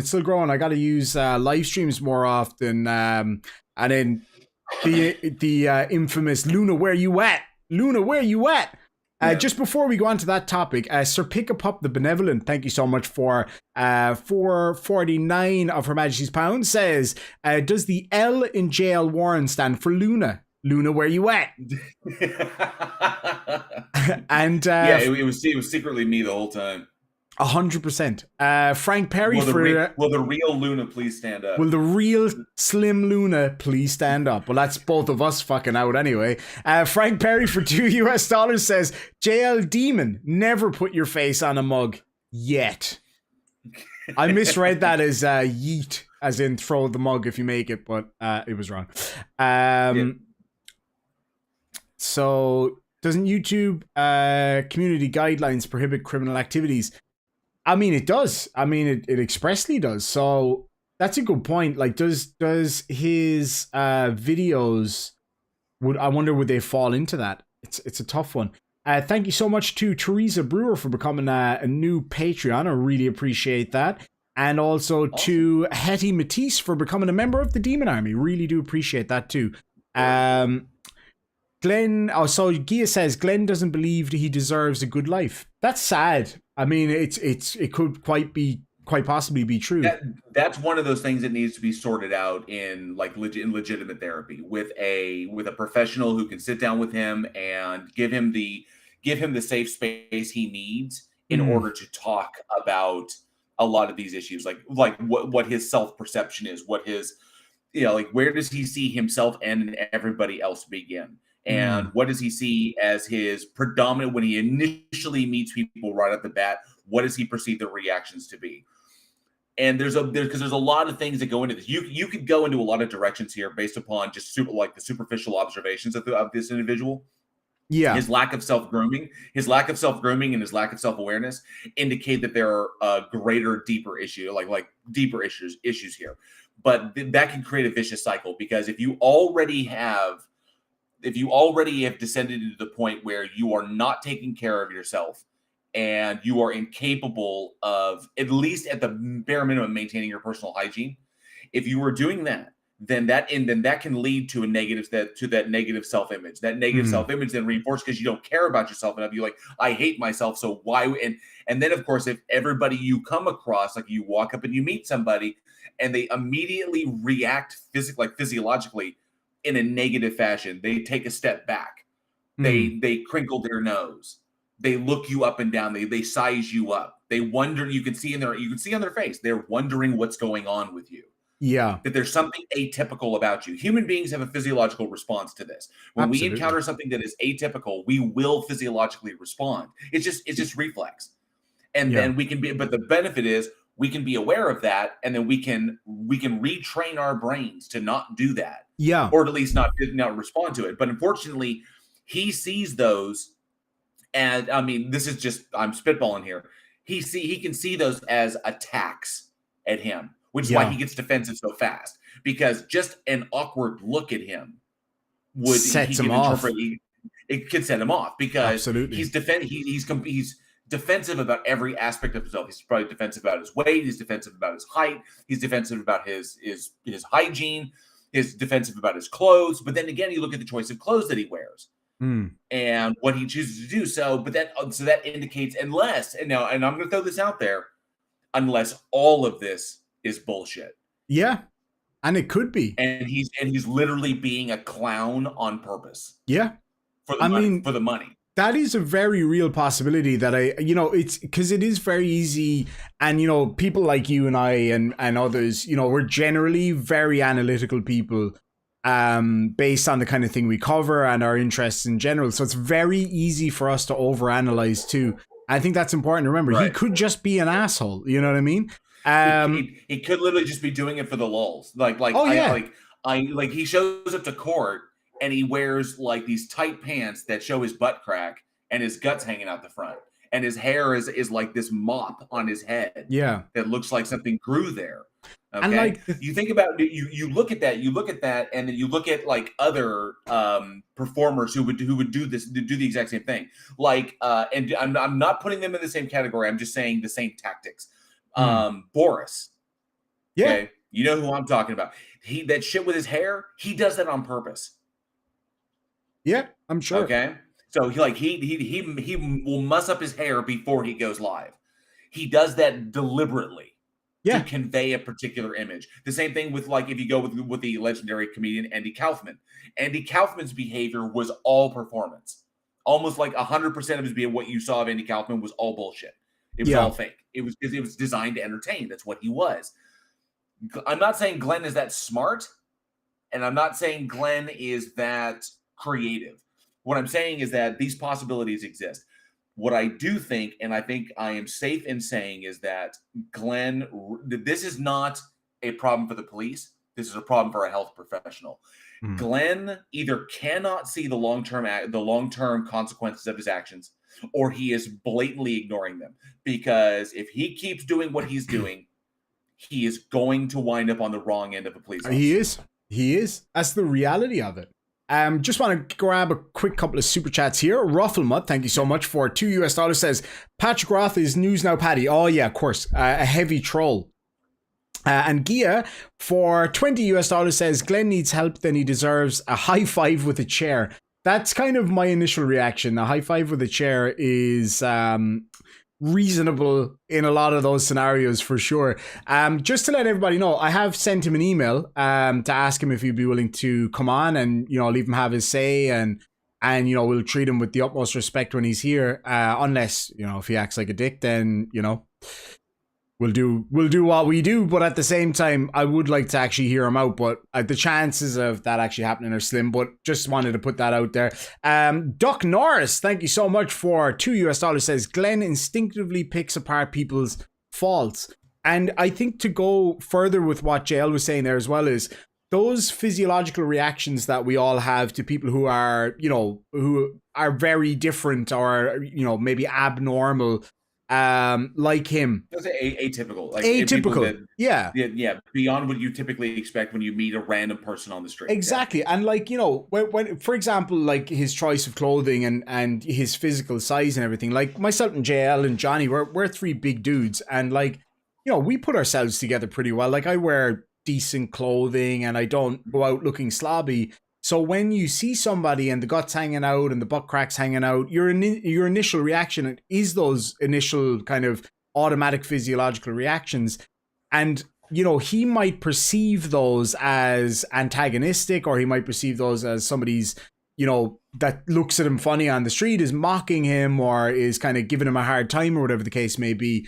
So that could be another element of this, that he thinks the whole world is against him because every time he goes out in the street, dressed as he is or acting as he is, or with the greatest respect in the world, smelling as he is, then people are going to look at that, have that automatic reaction to it. And he might be seeing that as, somebody's going against him or trying to mock him or make him feel bad. I'll just fly through these super chats and I'll pass it back over to you. Stephen Alley for $2 says, anyone seen Glenn's video on The Hub? You're welcome. I have not. Please send a link immediately. I I think, Stephen, you're a moderator. If you could send a link in here or to my Discord, I will definitely have a look at that. No bother at all. Wooden Toad said, so what's up with Trump's clown mask makeup? I don't know. Oh, you mean like because of what Jail was saying? It could be intentional. The whole, I mean, it's clear as day. Like the guy obviously goes to the tanning beds and leaves the little goggle things on for too long. The little nip covers. Camely One, thank you so much for joining the Demon Army. Welcome, and please, lads and lassies, welcome her in the side chat. Her or him, I'm not really sure, but welcome Camely One in the side chat. Really appreciate it. Sir Pick a Pup the Benevolent for 4.49 of Her Majesty's pounds says Andy Kaufman was just a character portrayed by Tony Clifton. And Simon Mitchner, thank you so much, says for £5, it was either this to give you some extra money for a US trip or buying more popcorn, and thus this is from both me and Lady Dragon's Blood. Thank you so much. I really appreciate it. And I'm glad that I was able to save you from the popcorn, because I know I need saving from popcorn a lot. And so Lana Hader says, speaking of forever sleep, let's not forget that Glenn thought it was great that he was frauding the police during them trying to stop a man from trying to forever sleep. That's a good point. That was horrible, actually. I remember that one. Yeah. So what do you think, Jail, real talk, could be something that, you know, obviously professional help, that goes without saying, but how do you get him there? How does that end up happening? Does he have to end up in prison? You know. Well, okay, so the best way to intervene on this one is one of two ways. Either his family intervenes on his behalf, and they take a stand and they take steps in order to either have him to put him in therapy or to get him to see a mental health professional, or he winds up getting committed to an institution where he is then to a psychiatric institution for some sort of psychiatric evaluation. That can also be mandated by the court. The court can mandate a psychiatric evaluation before a person can stand trial. Unfortunately, I don't think the prosecutor or the judge, the people that he has run into previously, think that there is enough evidence there to warrant him requiring a psychiatric evaluation. He's aware of what's right and what's wrong, exhibited by his behavior. Like, for example, whenever he gets arrested, he never resists arrest. Yeah. He always just takes it. Exactly. And that exhibits right there. He knows what will happen if he resists arrest, which is weird because you juxtapose that against he doing a jerking motion on a police officer. That's exactly it. I think, though, right, to add to that, just two things actually that I want to add to that. The first one is that with respect to the court ordering of psych evaluations and stuff like that. So from my experience in the court system working there in Australia, and Australia, by contrast to the US and Ireland, has a really, really pretty good system in place to deal with people with mental health issues. Aussies will probably disagree, but compared to Ireland and the US and the UK, as far as I'm aware, for sure, it is a massive, massive difference. They have way more. But even then, they were very careful about sending people for psych evals because of the backlog and people needing it more. So it's a case of there's a good chance that he's bad, but not bad enough to, warrant that in the eyes of the courts, like saving time, saving and all that kind of thing. So it's like, it could be he could be another one of these people that is just simply falling through the cracks. You know what I mean? And the other, exactly, yeah, that's problematic. And I mean, what if he does have some sort of mental disturbance? If he does have, or emotional disturbance, if he's bipolar, there's someone in life to say that he's bipolar. I don't have that information. I'm not a doctor. I don't have his diagnosis. I don't have his medical file. So I don't know if he's been officially diagnosed as a bipolar. Yeah. I can say I dated a bipolar girl for like 5 years. And I haven't seen, I mean, I'll say I've only seen Glenn's videos. I've only seen when he's appeared. I can't make a diagnosis of whether or not he's bipolar off of that or not. I haven't seen anything that would lead me to say that dude is bipolar. Oh yeah, same here. He's 1, 2, or 3, or maybe he's unspecified. And the other thing is, you could have a lot of the traits of a bipolar person, but if you exhibit traits of other specific things, then you're essentially precluded from being bipolar, basically. Likewise with somebody being diagnosed as a sociopath or a psychopath, if you could display most of those characteristics, or in fact all of those characteristics, but if you then also simultaneously display characteristics of another disorder, then you can't be diagnosed as those things, because they're whatever way it works out, it just kind of turns into a bit of a clusterfuck. It gets really, really complicated, especially when you're getting into presentations and individual exhibits like delusions of persecution, delusions of grandeur, various things like that. This is why he needs to be on, for lack of a better term, he needs to be on someone's couch. This guy needs to talk to someone who basically can express to him that, that it's safe to talk about what's bothering him. Yes. What is on his mind. And because I don't think he has that outlet. Someone in the live chat said that his family have written him off because of his behavior. Yeah. That's tragic. It is tragic. When you take a person who is already emotionally unstable, some form of triggering episode or stressor episode has triggered a spate of behavior that has progressed to this length of time, to the point that he has like over 20,000 subscribers. And then he's got this in his head, this negative feedback, or there's basically this negative reinforcement loop. I go out, I do this behavior, and I get rewarded for this behavior. Because it doesn't kill me. It either winds up I get 3 hots in a cot, or I get money from people who are, people who would not do this themselves, because they recognize the consequences or for whatever reason. But people are living vicariously through this guy, and he recognizes that, and he can do that.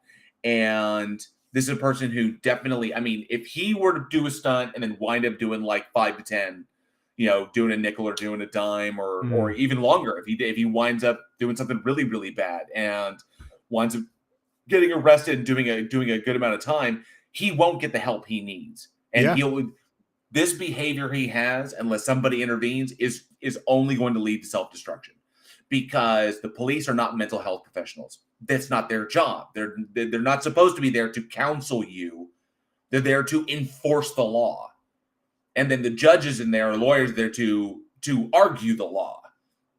And so if he's going to go out and try to do this again, eventually, you imagine if he tried some of this shit in Texas. Oh man, Texas DPS officers won't play. They don't play at all. There are some, and of course Dallas PD, a number of those, they don't screw around. They don't have time for this BS. And he'll run across an officer that won't. That he'll think he's like, oh, he really has a gun, and it's only going to lead to his self-destruction. Absolutely. And and then I'm sitting there, I was like, wow, when you re-showed your vid of course, when you read off the officer's statement about how Glenn jerked his hand at him, like, ha ha ha, this is so funny, and the officer was like, holy crap, if he'd been armed, Glenn would have been gone. We would have seen his shooting live on YouTube. That would have been horrifying, though, man. Like, that real would have been horrifying. That would have been absolutely awful. I know there are people out there who would probably, revel in that or whatever. I would not be among them. I'm just saying straight up. Neither would I. I would not want to see that happen. Like, the thing is, right? That's horrible, and nobody needs to see that kind of trauma. No, it's awful. No one needs to wantonly see that, but this is the road that Glenn is waddling down. Especially, nice. Especially when the reality of the situation is that there probably is, because he's not completely insane, right? Where he's at the point where nothing will get through to him, or there's absolutely no way. Like, if you take the guy that I showed yesterday compared to Glenn, that guy's probably way further down the road than Glenn would. Now, that's, in my opinion, and this is just purely my opinion, are you talking about Tumbleweed? Yeah, Tumbleweed. Yeah, that was. It looks like I think that's. I just called him the angriest tumbleweed in the world. Yeah, I saw that. That was hilarious. But actually, I don't even think that dude's crazy. I think that dude's just madder than hell, and he's not going to take it anymore. I think he's mad and he's ignorant. He's really, really, really. This is what happens when someone is really, really angry and they're really, really uneducated about pretty much anything. And that's why That's what I think his issue is. He just he has no idea what he's talking about. He's angry that he's uneducated, and he's angry that this seems like the world is taking advantage of his lack of education. But his current living situation, like his life, does not afford him the opportunity to try and educate himself. It's usually a person like that. It's usually somebody else's fault. It's what they're doing. It's not what I'm doing. It's emotional immaturity. That dude, I would straight up say, is just an asshole. He's emotionally immature. He's woefully uneducated, and he's deeply angry about what he perceives to be, because of that lack of education, to be an unfair system that has either taken advantage of him or has stolen from him because he's uneducated. So it's everybody else's fault except his, which is why he gets so angry so fast. I'm not doing anything wrong. Everyone else is doing something wrong. It's your fault that I'm angry. And he hasn't made the very, very simple connection that you choose at some level to respond a particular way. So he's just reacting to people. I'm angry, good, which indicates he's angry all the time. You notice how he went into the trailer, when he went into his little trailer, and how he was talking to the other person that was there. Oh yeah, it was so urgent and aggressive. It was like, get off your phone. He just wants to have altercation. All of that anger has to go somewhere. It has to have a target. You know, another thing I noticed in that video as well, that I didn't really go on too much because people were complaining that I was talking too much in my videos. I'm not crying, you're crying. But basically, there was one moment where he was in there with his sister, and I got something in my eye. And his sister was like, we gotta wear masks. And he was like, you're just a fucking sheep. And he's like, I'm just telling you that, not out of hate, but because I want to learn you. And I was like, dude, chill, man. And when the guy was like, sorry, you two together, he's like, I'm not with anybody. Don't you tell me who I'm with. It's like, dude, fucking shut up. Always looking for a fight, man. It's just, what a douche canoe, man. Right. Before we continue, real quick, a couple of super chats come in. Frank Perry, my good friend for $5 says, his family has restraining orders on him, and Glenn going to prison scares me that the boys in the block will see some of his racist rants. And the thing is, he's, again, not that far down the road that he would end up in protection just purely because of his mental health situation.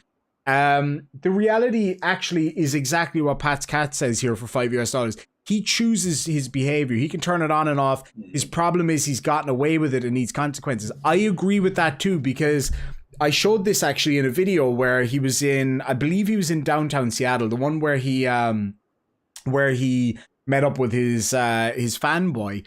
And there was a moment at the start of that video where he was standing on the corner, and this man was walking over, and he said to him, are you filming me? And he said, no, I'm just looking at something on my phone. Like, where's the Glenn that we saw? It's like, yeah, I am. What you going to do about it? Where's the sweep the leg? Where's the mutual combat there? He knows what he's doing. He chooses to do it. I would say that, yes, he probably does have some mental health issues, but this guy knows what he's doing, and he's very careful about how he does it. You know, that's why I was inclined to say that. I mean, I'm just kind of like, just based on what I've seen, this is not definitely not to be taken as an official diagnosis or any kind of medical assessment of him. Just by he exhibits behavior that falls in line with antisocial personality disorder. Yeah. And because he recognizes right from wrong, it's just that he selectively chooses when to care about the consequences. Exactly. And so, like, he acts that way because he knows that other people have rules. Like, he knows the police will follow the rules and the police won't engage the way he wants to, which is why he knows he can talk the way he does, but he doesn't do that to a stranger in the street who he perceives could just stomp the living hell out of him. Like my father always warned me. One of my father's big advice. Sorry. When I was young, I used to walk around with a chip on my shoulder, and my father said, "You keep doing that, you will eventually run into somebody who's not going to care." Exactly. And they're gonna put you down. This is the road that you're walking on. I was like, you know what? And eventually, it was very hard headed. It was a hard lesson learned, and I eventually did learn it. So Glenn apparently has, like to quote Maynard, to quote Tool, he talks like he's never been smacked in his mouth. That's exactly it. That's exactly it. I think if he was somebody from like a bigger city or, somewhere a bit tougher, like if he grew up where I grew up, There is no way he would be acting like that because he wouldn't have made it this far. That's the reality of it. William Grabber for $5 says, would YouTube be considered an enabler of Glenn's actions?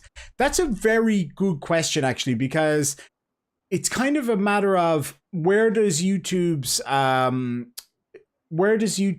responsibility come in here? Because they do to some extent have responsibility for what's on their platform, and they are protected by laws so that they're not deemed an editor, for example. But by allowing this stuff, and I'm sure it's been reported before that he is literally performing criminal acts for super chats. How he's even still monetized is a mystery to me, given the language and stuff that he uses. I put up those last 2 videos I put up. I lost a lot on those because neither of them could be monetized. So how in the name of Jeebus is that guy monetized? It blows me away. But I guess that is a great question. Does he have enough subscribers for it to matter? It's hard to know. What do you think, Jael? Do you think that YouTube could be considered an enabler, or should they step in at this point? Or what are we looking at here? This is a really, really difficult conversation. Because I don't want to misquote it. What's the God dang it, section 230? The 230, yeah. Section 230 protects, just for those who don't know, I'll just briefly explain it. So Section 230 is Decency Act, yeah. Exactly. That's So right. what it does, Section 230 protects YouTube, protects Facebook and other social media platforms, so that if something is put up on their platform that harms somebody or is incorrect, false information, etc., then those things are covered by 230, and those platforms aren't considered traditional media. However, on the flip side of that, if CNN, for example, or Fox or one of the bigger news agencies was to put up something wrong, they would not be protected. So they as an editor in that scenario wouldn't be protected. So it's that's basically, so if I went on Facebook right now and said, everybody go do this thing, and this thing caused somebody to get in trouble or cause harm or whatever the case may be, then Facebook's hands are clean because they didn't put that up. But if CNN put up, everybody go do this thing, and it caused harm, then they would be responsible. Basically how 230 works in a very, very thin nutshell.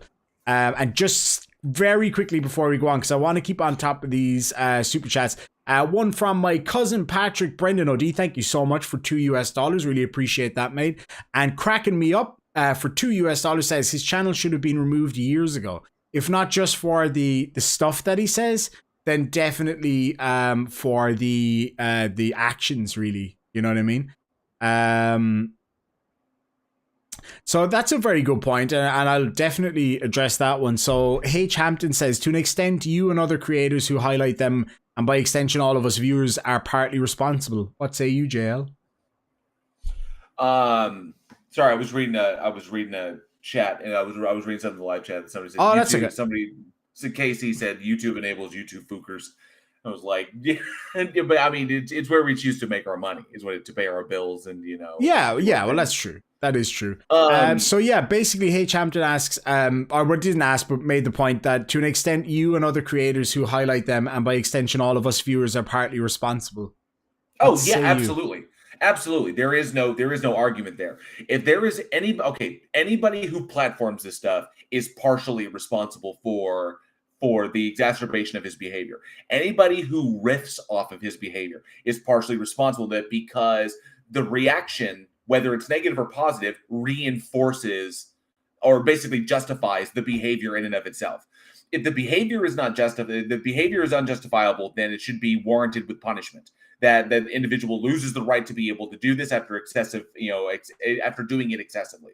So if a person goes and abuses the platform, they'll get like one ding. Boom, you're dinged.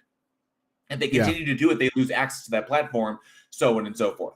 Now, the problem is that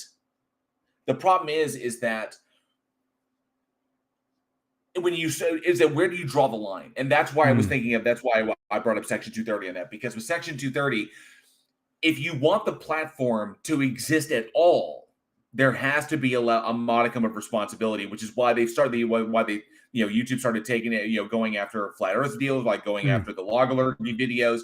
and people started getting hit. Like, MC Toon went through it. Yeah, Team Skeptic went through it. I went through it. Yeah, absolutely. Right. And so what happens is that that's them trying to figure out how to protect themselves, because if Section 230 gets repealed, we will no longer be able to do this. Correct. YouTube will be nothing but rainbows and kitten smiles. Yeah, and people absolutely. doing cool trick shots. Yeah, that's pretty much it. And we'd even be lucky at that. You know what I mean? Right. One of the ways they did this is the removal of the dislike button is another way to protect themselves. That is such a ball ache as well. I'd love to actually talk about that in a minute, because that is something that drives me insane. But just before I do, I was going to say about, just in response to that same comment, I definitely agree that you could say that us creators that highlight this stuff, that we kind of keep it, that we kind of keep it going or whatever, that I can definitely accept that to some extent. But I would just say this, right? You think about this. Well, you think about this. Glenn goes and does this. We watch his stuff and we laugh. Exactly. Laughter is a positive response, Absolutely. even if it's laughing at something stupid. So his negative behavior just got a positive response. Exactly. The other side of it then that I would put up is when you look at flat earthers as an example, because we've both had experience of those particular people, right? Now you take individuals within that community that have been harmed by being flat earthers. I know lads that have lost their jobs, they've, fallen out with their families, had all these things. And then, they started watching funny videos about flat earthers or informative videos, and eventually they were like, hold on a second, I might be fecking wrong here. And STST is a very good example of that. Because he is like a different man, and he's an awesome guy as well. And so I think he's a very good example of why it is important to highlight and laugh at these things, because if we don't, the only people out there that are providing this information or disinformation are the auditors themselves. And people look at it and go, oh shit, that's good. So if they see it unchallenged, it's an easier access point for them. And before I hand it back to you, Armageddon's Fire, thank you so much, my friend. Another person that's been around forever, sends $5 Australian with a few hippos. What are you trying to say? Are you saying that myself and JL Warren are hip-hoppotamuses over here? Stephen Ali says, I disagree with that. Ultimately, each of us. Hip-hoppotamus. No, it was an Adam Sandler. It was an Adam Sandler film. What was that? Hip Hop Anonymous. Hip Hop Anonymous. It was Big Daddy. Oh, Big Daddy. He was teaching the kid to read. He was teaching Rob Schneider's character, showing him words. Yeah. Trying to pronounce hippopotamus. Hip Hop Anonymous. Frank Perry asks, at what point, if YouTube keeps getting reports of people doing this stuff, when can they stop putting their head in the sand and saying no responsibility? That's a really good point too. Okay, so at this point, nothing so extreme has taken place as to warrant that conversation. That's one of the biggest issues that I have with. That's one of the biggest issues I have with our society. Our society is built to be reflexive. Okay, to be reactive instead of proactive. Mm-hmm. Because when you are proactive, you can get ahead of problems, but you have to curtail freedom in order to do it. That's just the way it goes. If you want to truly be proactive against the kind of stuff, freedoms have to be sacrificed in order to be ahead of the ball. All you have to do is look at stories like Minority Report. No murder ever again, because we can predict it. But no murder has occurred, but it's the infringement of those rights. You may commit murder in the future. And our psychics say that you're going to, so then we stop you before it happens. Okay, so that's problematic. No murders occur, but what rights have we given up for there to be no murders? That's the Minority Report situation. The other option is to just react to things when they happen. Yeah. So we have to sit around and everything's cool. Then something happens, and then we decide how to respond to that. Yes. And if the response is too extreme, we're authoritarian or totalitarian. If the response is too lax, we're too liberal, or to the extreme, we're anarchic. And then usually, where do you fall? Because everyone's got a different opinion of what the extreme level of a thing is, and what the punishment should be. And that's where because we're in this reactive society where we have, in order to safeguard our freedoms, we just have to sit back and wait for bad shit to happen. that sucks, but there is really no better way if we want to have the freedoms that we have. Yes. So what do we want to do? I mean, yes, the First Amendment does apply to Glenn. Glenn is out there breaking the law. YouTube shares some responsibility by platforming this person, going out there getting super chats for breaking the law. But how egregious is it? Does it require Glenn getting shot on a live stream for YouTube to finally say, we won't allow these videos anymore? The First Amendment auditors are done. The First Amendment, the sovereign citizen movement, has already been declared a domestic terrorist organization by the FBI. Yet we still allow soft videos all over YouTube. Are you enabling a domestic terrorist group when you're doing that? There you go. Who's asking that question? So the reality of it is, we have to there has to be a better way. There has to be a better system. And I'm thinking what it comes down to, the solution is quite simple. YouTube doesn't have enough people to watch all that crap, or enough solid coders to create algorithms that can really sort this stuff appropriately. And especially people who can create algorithms that don't take down people like us. You know what I mean? Who are responding to these things. When you have a world of content coming in, global content coming into your platform, 8 billion people on the planet. And I don't know, I can't remember what I read the last percentage was of people that put stuff on you. That just put stuff on YouTube. Okay. Global platform. And then you have one company trying to manage global access. Like, everyone, like the world has access to your platform, and you're trying to manage that with one single company. What are you doing? How many employees does that? I mean, you look at it, it's almost like the law enforcement situation in some cities. You have like 5 to 10,000 cops for like 2 million people. Yeah. What are you going to do with that? There has to be some level of, I guess, kind of relief in the system there, where you kind of say, okay, perfect scenario, this is what happens. But the reality is we simply don't have the bodies or the money or the time even to do all these things. Right. Like, take, for example, we don't have the infrastructure. We don't have it. It's as simple as that. And if you take, for example, my video yesterday is a very good example. So I uploaded that video a few days ago, and it remained demonetized for 3-4 days. And then I was like, oh, screw this, I'm just going to make it live. And so that has been under human review for 4 days straight, and nobody set their eyes on it, and it can take up to a month. I had a video that I got an email about yesterday that I had demonetized a year ago, and it only just got monetized yesterday. So if that's the level for one person saying fuck in my video, what's the threshold for violence? What's the threshold for people going out raising funds to go and do stupid shit? Somebody mentioned in the side chat that there are channels out there right now where you go on there, you super chat them, tell them what to do, and if you super chat enough, they say, okay, so let's say they get a 200 super chat from Luna to do something stupid. They'll say things like, okay, say if I make another 1,000 in super chats, I'll go do this stupid thing. That's just dangerous. It's going to result in people getting hurt. Just before we continue, just going to catch up with the super chat. Swedish fanboy, thank you so much for 50 sex. That's a lot of sex, and I like it. Glenn would not last 5 minutes in my town. Even the cops would shut him down. I can tell you this right now. If some of these things that I'm seeing on YouTube were to happen where I live, right? Part of the city I live in is a nice part of the city, but people around here do not take shit from anyone. And what I've been seeing lately is these guys going up to just private businesses, to fire stations, ambulance bases, and just causing a nuisance. They would get their asses handed to them straight up. And I'm sure it's the same in Texas.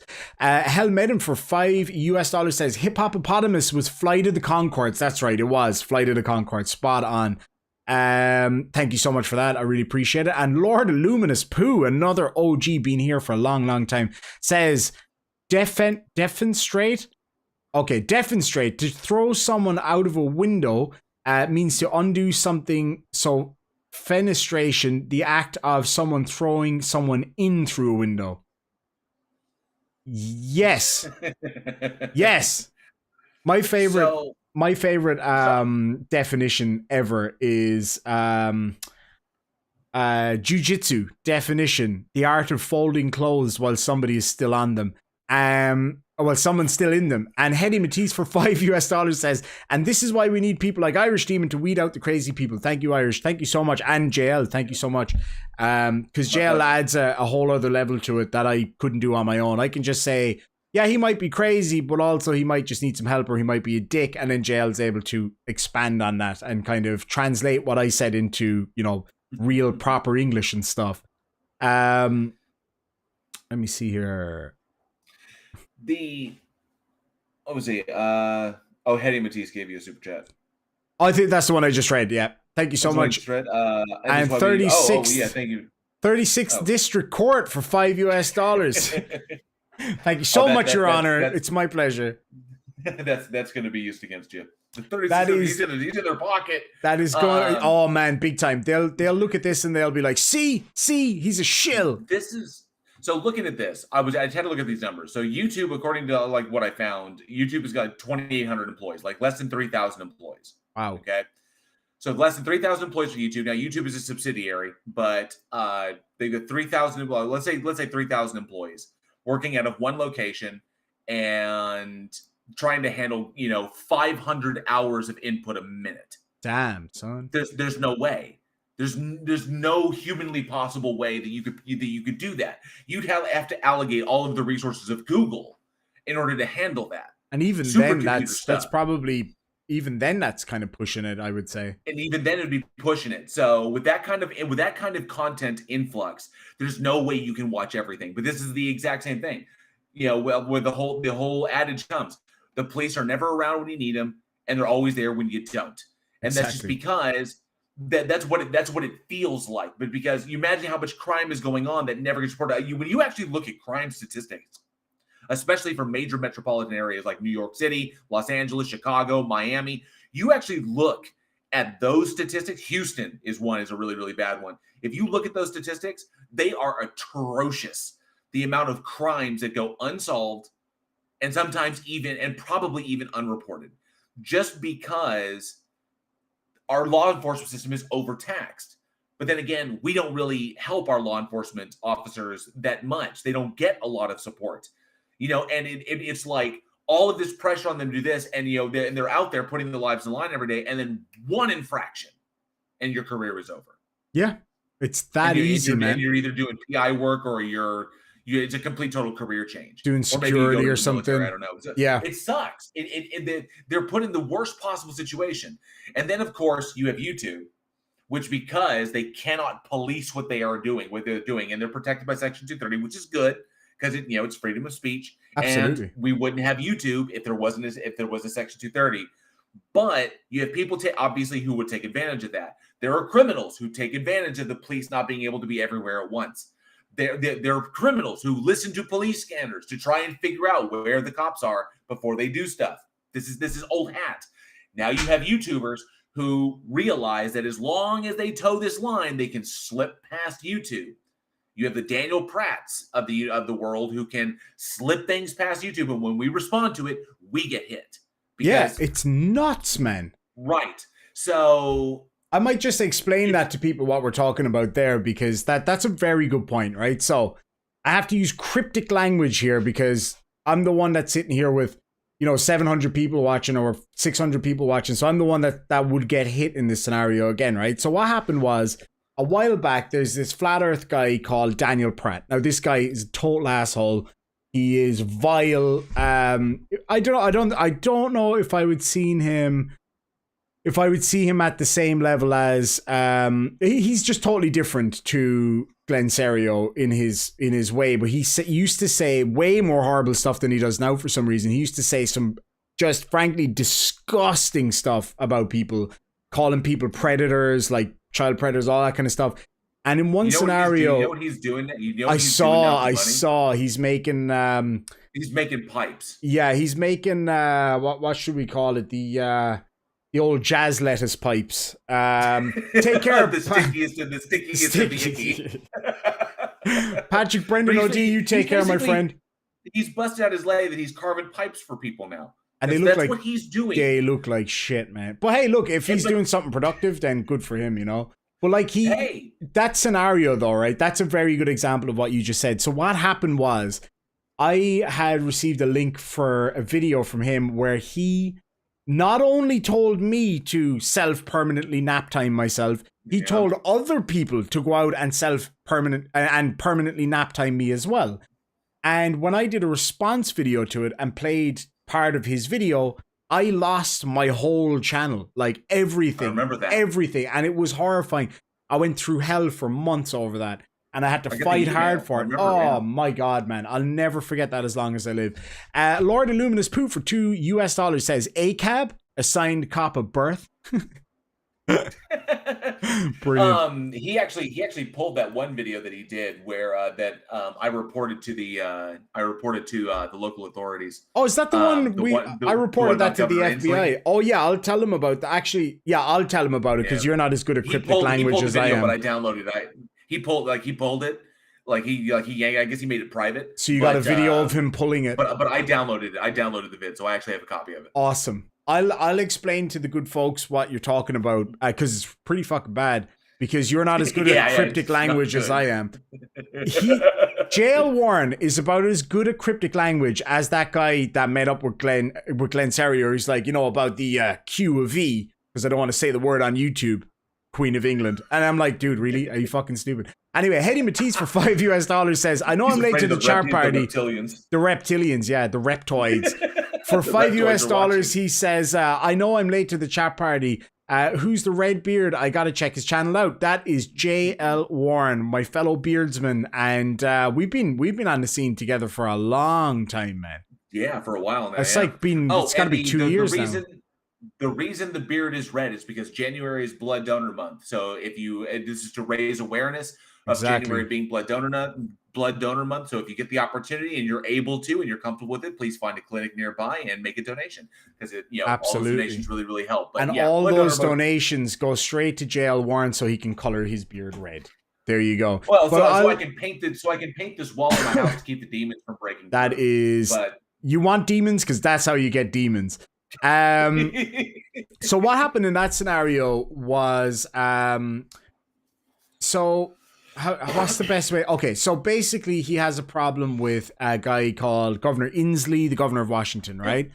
And he put up a video, and I need to be very cryptic here, right? Because this is the kind of stuff that will get me on a no-fly list if they misinterpret it. Basically, he made threats against, and I need to make a pause so that YouTube doesn't pick it up, the governor of Washington, because he believed that the governor of Washington was going to come and try to take his children from him. Now, I don't know what the background of that is. I don't particularly care. But he also said that if any, and I mean he raged, he was like screaming into the camera, like his face was red and he was shaking. It was really, really creepy.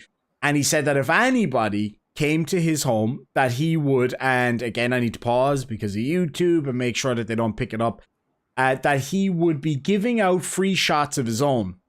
And so he did make direct threats against the governor as well. So that was sent to the FBI by a number of people, but JL went to the local PD, I believe, didn't you? I won't say where. Yeah, and so that was a big thing. So he did take that down.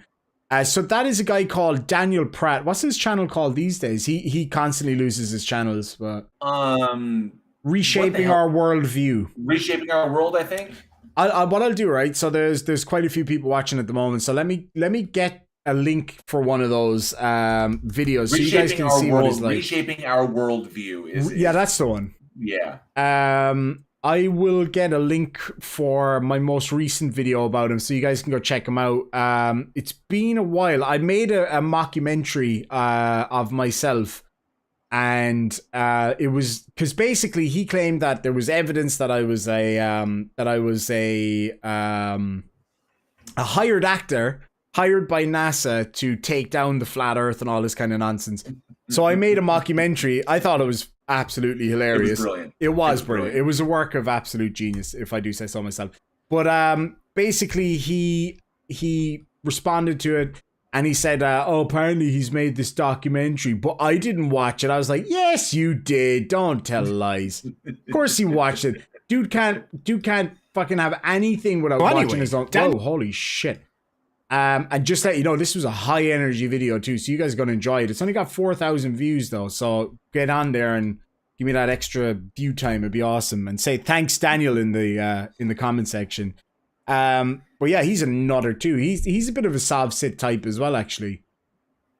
He is. He's not. You know, I mean, it's. I was looking at his channel to see if anything recent had popped up, because obviously I'm looking for new content, and I just went after Ray Comfort in my last one. That video seems to have gone across really, really well. So I'm looking at some awesome other stuff. But yeah, I came across it. I was like, wow, he's carving pipes now. That's what he's doing. That's what his life has become. Is that he's carving pipes and trying to sell them online. And that is nuts, man. You know, whatever. I mean, hey, I mean, that's what it eventually comes to do what he does. But given the vitriol that he has spewed, and he lacks the self-awareness to recognize that it's his behavior that has resulted in his situation. This is why you like no one's buying your stuff. This is why you only have, I don't know how many subs he's got, like 600, like maybe 600 subs. This is why nobody's interacting with you in your live streams. And most of those are us. Right. And this is why you are now relegated to carving and selling pipes out of your garage. Exactly, man. So, I just want to say a big thank you to the person who bought a Cerio mug. I think I have a picture of it to share with you guys. I think they're absolutely hilarious. So I am actually in the process of making new t-shirts and hoodies and all that stuff for the US trip. And they will only be available while I'm in the US. So there will only be a few days before I go, and the 10 days or so that I'm there, those will be available. I haven't got any ready in the store just yet, so I'll get those in there ASAP, but I'm going to share with you the design right now just so you can see what it looks like. I think it looks great. I made this today while Mrs. Demon was eating my chicken wings. And I think it came out really, really well. Let's have a look here now. There we go. So that is the Irish Demon in the USA. So they will be made into stickers, hoodies, t-shirts, and I'm actually going to be getting a few beanies and like baseball caps made with that design on it that I'll be giving out to people when we meet up in the States. So if any of you out there are going to be coming along and meeting up with myself and team and JL and Johnny O, then by all means remind me and I will give you one of those. At the very least, I'll have stickers left over. Don't know what else I'll have, but yeah. So yeah, they'll be available in the store really soon. At the moment, we have the Cerio mug. Another one somebody bought the other day that I quite like. Again, I will blow my own trumpet on this one. I thought it was hilarious. Was the with the help of Copper Wasp, we came up with the Cerio mug. Let me see if I can. I'll see if I can find it because it was a particularly good one. I think he did an amazing job on it. That Cheerios that Cereos was pretty funny. That was pretty good. To answer James Lydall, who said, does JL think Glenn feeds off attention even if it's negative? Absolutely. Because people need to be validated. Validation is very, very important. And when people don't get validated, when they chronically get no validation from anyone, they have to self-validate all the time. They get warped senses of perspective because they need that feedback from other people in order to kind of gauge things about themselves. And the people around us are mirrors for ourselves. And if the only validation he's getting is negative, then that is essentially what is informing his self-worth. And if his self-worth is constantly that negative feedback, then that's what he's going to feed off of because he's learned to turn it into something, useful. So, that's because nobody will give him anything positive. And if you don't give him negative, people just walk away. So the only way people pay attention to him is in a negative fashion. So that's the only attention he's going to get. He's convinced himself of this. And there you go. And there you have it. So yeah, he feeds off of it. It's a vicious, it's what is it? It's like Fat Bastard says. It's a vicious cycle. It is. Yeah, it is though. And that's absolutely right. Somebody in the side chat says, I'm unhappy, and I'm unhappy because I eat. Get in my belly. Get in my belly. Do I look sexy to you? Somebody in the side chat said I'll be throwing I'll be throwing out the hats like Trump at a Trump rally. You get an Irish demon hat, and you get an Irish demon hat. There's one for you at the back, and you do the random pointing. This is something I'm curious about, since we were talking about Glenn Cerio, we're talking about Daniel Pratt, and obviously all of the other dinguses out there doing this content, and we laugh at them and whatever, and we were talking about where the responsibility lies. Obviously the primary responsibility lies on them. Some responsibility lies on YouTube for platforming them, not shutting them down. Some responsibility lies on us for kind of like justifying their behavior by laughing at it and giving it a response. It's kind of, oh shit, I'm talking to him. I don't even say his name. Do you mean so Lord Commander God Trump? Is that what you're trying to say? I'm just going to read out a super chat. All right, so this next super chat comes in from 36th District Court for $5 US. Thank you so much. Says, these frauditors that claim to be protecting me are insults to my military service and to those who gave the ultimate sacrifice. Want to help? Enlist. And you know what? That's a very good point. And to go to that point, actually, I have a video in the works about some frauditors going up to a fire station, giving firemen shit. And I'm like, dude, these people run into burning buildings for a living. What do? Yeah. You sit on your ass and then you go out there and you insult these people. So I absolutely could not agree with you more. It is an insult. It really is. No, you could not agree with him. Oh, who are you agreeing with? Agreeing with 36? I'm saying I couldn't agree with him more. That it's a slap in the face for people who actually are. Yeah. But actually, that leads me to another thing. I got a comment earlier today, and I was like, "Get fucked." This guy says to me, right? Hold on, I got to put the Karen hair on for this one. So this guy says to me, he says, because what I said was, these guys, they say they're patriots and they're out there protecting the First Amendment and yada yada yada, and I said, these aren't real patriots. Like they're out there like harassing good, hardworking people. That's not patriotism or whatever I said. And the guy basically said, in Karen voice, I assume, he was like, you as a non-American citizen do not have the right to tell who is or is not a patriot. Get fucked. I can say whatever I damn well please. Yeah, get fucked. The Spud apologizes to nobody. And look, now we got two potato heads. Because I want to ask you. Yes. Because I want to run this by you. Yes. Because our content is completely different. So for those I realize that there's a lot of people in chat not familiar with the content that I do. So if you haven't checked out my channel, I invite you to do so. Obviously, I invite you to do so. And I do atheist content. I do debates. I do basically education, rationality, and reason. And try to bridge the societal divides that such things create, that irrationality and religious thinking and dogmatic thinking that these things create. And so I kind of like an edutainment educator and entertainer in that respect. So that's the kind of stuff that I do. I do like the point and laugh, or the, I guess, like what you call like shit posting. Yeah, I love shit posting. Is just it didn't call to me. Like the kind of content that I do is what calls to me. So exactly. I want to get your opinion on that, because I was never a fan of Jerry Springer. The idea of watching people devolve into chaos so I can feel better about my own life.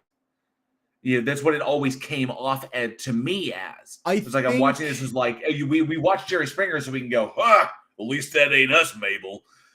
So I think it's a tough one, because I definitely see. I can't take you seriously as a fucking potato. I forgot I was still a Spud. Anyway, you tried to be all serious, and you're a potato. The noble Spud has spoken. So what I think the thing that you missed there, well, actually, no, I wouldn't say that you missed it. I think you're right in a lot of cases, but for most people, when it comes to watching things like Jerry Springer, I think it's more a case of, oh my God, look at the crazy shit. It's like when myself and my mom go, as we say, people watching. We love that when we go to the cafe and you see weird people walk past and it's fun. It's kind of like that. It's car crash TV, I guess, where you don't want to look away. And so I'm not sure if it's so much about validation as it is about just kind of looking at stupid shit and laughing at it. But then again, I do think a lot of people go, as you say, at least that ain't us, Mabel. You know what I mean? At least that ain't us. At least that ain't us. Fucking sister wife. But yeah, no, I definitely Do the cat. Okay, I'll do. No, I won't do the cat. That's illegal. Hold on there now. I do have a childhood. Yeah, yes, just call me Abby. I do have a somewhat childhood sense of humor. Silly things make me laugh. You know, like the silly stuff. I find this is okay. This is a beautiful. This is actually a wonderful thing that I will convey to the. I will convey directly to the audience next to my potato co-host. Oh, he's over here. My potato co-host. So when I got away, there were a couple things that, as far as like, things that happened in my life that reinforced this idea that, number one, you can't take yourself too seriously. And one thing that was that my fellow, like Johnny O and Irish Demon, PhD Tony, Team Skeptic, all of these wonderful individuals who, when I first stepped into the YouTube arena, opened their arms and welcomed me. And helped me to build my channel, helped to teach me, and helped to, explain these things to me. But the important thing is that when I got to a position when I was looking at this, I can enjoy these things and I can have fun with them. We don't have to be so serious all the time. We can have fun. We can, laugh at Demon being now a Russian potato. That's right. I just looked at my phone because my phone is the live one. So you're now a Russian potato. Jesus. Yes. So yeah, and I've embraced it because I didn't used to be that way. I used to be very serious. I used to be very intense. I used to take things way too seriously. And while I do take certain things seriously, and I am an activist in my community, and I am an activist when it comes to my content and trying to explain things out so that people don't descend into irrationality and chaos, which I think ultimately will destroy this, our world. Yeah, if we can't laugh at Irish Demon bouncing around like a suka spud, suka bud, yeah. So then we have to be able to do that. So I will laugh at super childish things like Irish Demon trying to put a magnesium sparkler out in water. Really, man? It's just funny. You're bringing that up again? God, I will bring that up. I will, as the day is long, I will bring that up. Oh man, the day you stop bringing that up is the day Soviet Russia does not exist. Oh wait, never mind. Did I have a big bang? Oh no, he didn't actually have one, Mark. He just he threatened it before, and then he made it kind of look like he had one and could potentially do some banging. But yeah, thankfully that never happened. But he could have ended up in a bad state of affairs. Hold on, let me see. I'm getting my Texas wardrobe together. It's my my new cowboy hat for Texas. How'd you think I'd be received in Texas with this cowboy hat? Good, bad, beautiful? I mean, I'll take beautiful. Is it the pink one? I've got the pink one on now, yeah. Okay, because I'm looking at the live stream, and the live stream that I currently have still has you as the Russian spud. Right. I think the pink cowboy hat suits me. I think it works. That would be acceptable at certain bars. Perhaps, or I could be... Oh wait, that makes me into a watermelon for some reason. I'm not entirely sure why the watermelon has a cowboy hat on, but we'll take it. I don't have a cowman, no, unfortunately. I've only got a cowboy girl, cowgirl pink hat. I mean, hey, cowboys can wear pink hats if they want to, man. Yeah, you'd be. Either one of us would be wild. I know I am. I'm wildly accepted, like Sue Ellen's and JR's. So they love me there because I'm very much the bear when I walk in, and I'm a fun. When I drink, I'm fun. So, but people it's like I'm wildly accepted in either one of them. You as well will be wildly accepted as a member of the bear community. Oh yeah, definitely. I've got the beard for it. You got the beard, you got the tats. That's pretty much, you got the height. Yep, the enormous. The twinks will be all over you. The absolutely enormous personality. The twinks will be all over you. I don't know what that is. I know the singer Twink from Ireland. Look up Twink. Look up Twink. What, like right now? Just Google it. Let's have a look here. Oh, I accidentally looked up Twinkle, which is different. Images. Oh, okay. For some reason, there's a picture of Donald Trump with a load of young gentlemen in their underpants. There you go. Yeah, that's yeah. I'm guessing that's not a real picture somehow. Something's telling me that that's not a real picture. But okay, now I know what that is. Oh wait, no, I think I have heard that. Is that what people mean when they were calling Team Skeptic twink skeptic? Yes, Team Skeptic is a twink. He's absolutely a twink. Is he? Team Good Skeptic for him. is a twink. And yeah, Team Skeptic is a twink. You, me, Johnny O, and you, me, and Johnny O are all bears. PhD Tony. I do know what that. Somebody told me before that I'm a bear cub. Apparently. No, you're not. Well, I mean, when you're clean shaven, you can kind of come off as a cub, but because your height and your build, you're definitely a bear. Because you got the beard, you're definitely a bear. And then PhD Tony is a leather daddy. He's a leather daddy. Yeah. Oh shit! That means I've been using that term wrong, like way wrong, wrong. Who puts on the little like the black leather cap and the assless chaps. Yeah, and just hangs out in leather daddy bars and has and drinks scotch. I totally misused that term to a bunch of my biker friends quite recently. I called someone a leather daddy. But thankfully, I think he doesn't know what a leather daddy is either. So I think I was okay then. Maybe he might have put it to maybe he knew full well what it was and was thankful that I noticed. You never know. You know what I'm saying? I am kidding on the I don't know if Tony's into leather. But he seems like he'd be a leather daddy to me. You reckon? I could just see that, he just comes off as what? He just comes off as, like a freak, being a leather daddy. Like he could be real freaky if he wanted to be, kind of thing. Oh, and what would he say? What would he say to you? Tony, what would he say to you if you said that no, he can't? That wait, what? If he said I can be a freak, and you said no, you can't, what would he say? He'd say, yes, I fucking can. He would have said it way better than yes, that. I fucking can. Do you remember the videos I made for that, man? That was the funniest thing. Yes, I do. Bob Anything the Builder. I can do better. Oh my god. No, you can. Yes, I can. No, you can. Yes, I fucking can. Yes, my favorite one was the Bob the Builder one, man. I thought it was the best. Bob the Builder. Can he fix it? Bob the Builder. Yes, I fucking can. Oh, shit. I don't know where they are. They're here somewhere. They're here somewhere. Blondie says, keep talking, boys. I'm almost there. Let me see if I can... And there is no twink shaming, and I want to say that there is no twink shaming here. There is no any shaming here. No, because while I understand the classifications, bears and cubs and otters and wolves and twinks and I understand all of that stuff, and I think I just blew Demon's mind by bringing up otters and wolves because he doesn't know what those are either. Yeah, I'm just thinking people that. I don't even know where to go with that. Because otters like to hold hands. So it could be people who like to hold hands. Or they also like water. There's also beards.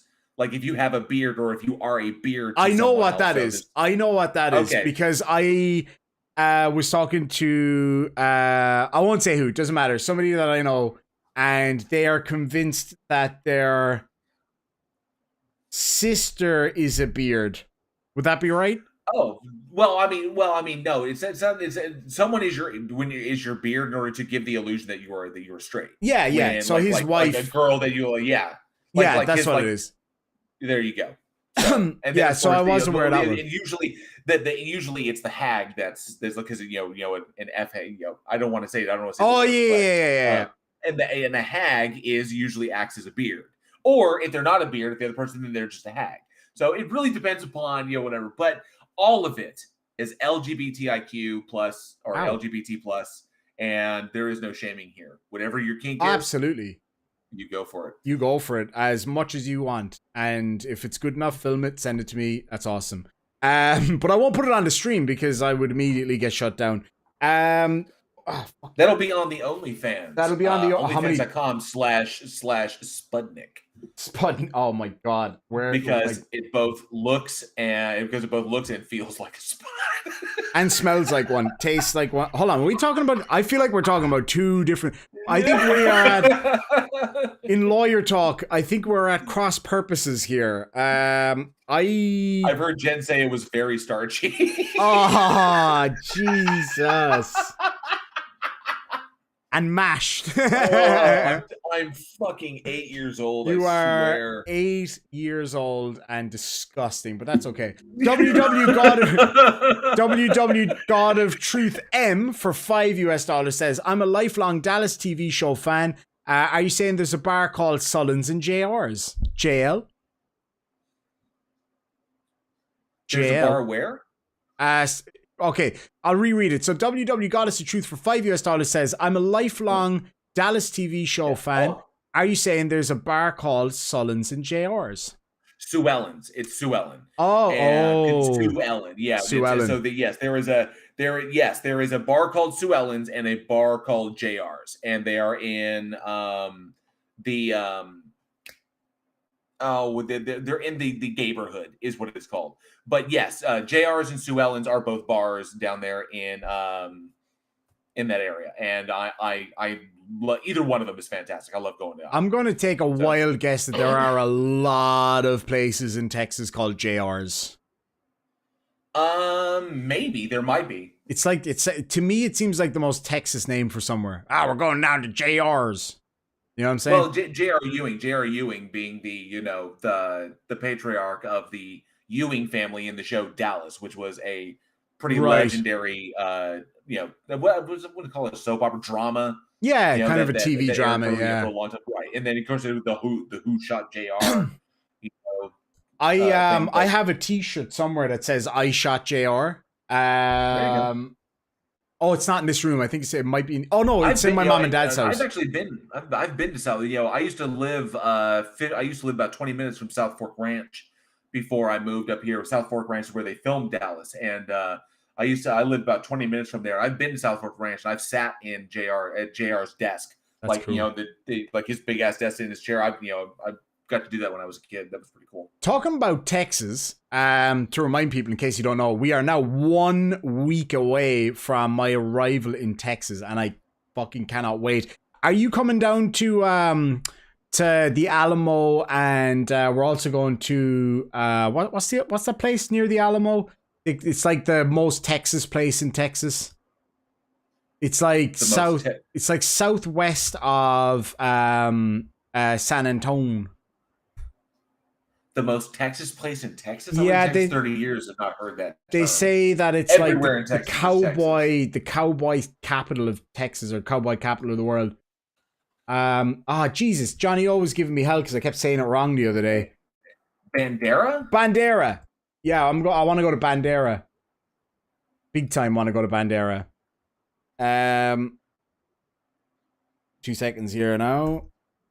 Stephenville, Bandera, and the cowboy capital of the world. There's so much. I lived in Texas 30 years, never heard of this place. So obviously it's seriously like the cowboy capital of the world. That's new to me. I lived in Texas over 30 years. I've heard of that a fair few times. Okay, but there's so many other things that you could see. I mean, there's so many other places you could go. You could go to College Station. You could go to Austin. You could go to 6th Street. You could go to Dallas. In Dallas, you can go to Deep Ellum. You can go to Lower Greenville. You can go to, if you want to really travel, you can go to, obviously, you got the coastline. You got Galveston. You've got, if you want to go and see something supernatural, you've got the Marfa Lights. You can go to Big Bend. You can go up north into the Panhandle. Well, here's the thing. So, are they cool cowboy towns? No. They're all cowboy towns. It's freaking Texas. Well, I want to... No, but I mean, like... Okay, I want to do what Americans do when they come to Ireland, which is basically the Irish equivalent of going to, the Blarney Stone and fucking to the Ring of Kerry. I want to do... Then the equivalent of that in Texas is to go to see the Alamo. Well, yeah, we're going to the Alamo anyway. I mean, that goes without saying. Yeah. But I really want to go down to Bandera because it just looks so badass. Little Dickens says, any idea how big Texas is? Probably slightly bigger than my county, I would guess. Not by much, but Second biggest in the So you're coming. You're coming with us, right? Okay, so that's a yes. If my understanding is this, you are coming into town on what day? I can't say. I'll message you why I can't say. Okay, I'm telling you this. I plan on coming down, and because I have friends there I want to catch up with I haven't seen in a while. I'm coming down around the same time.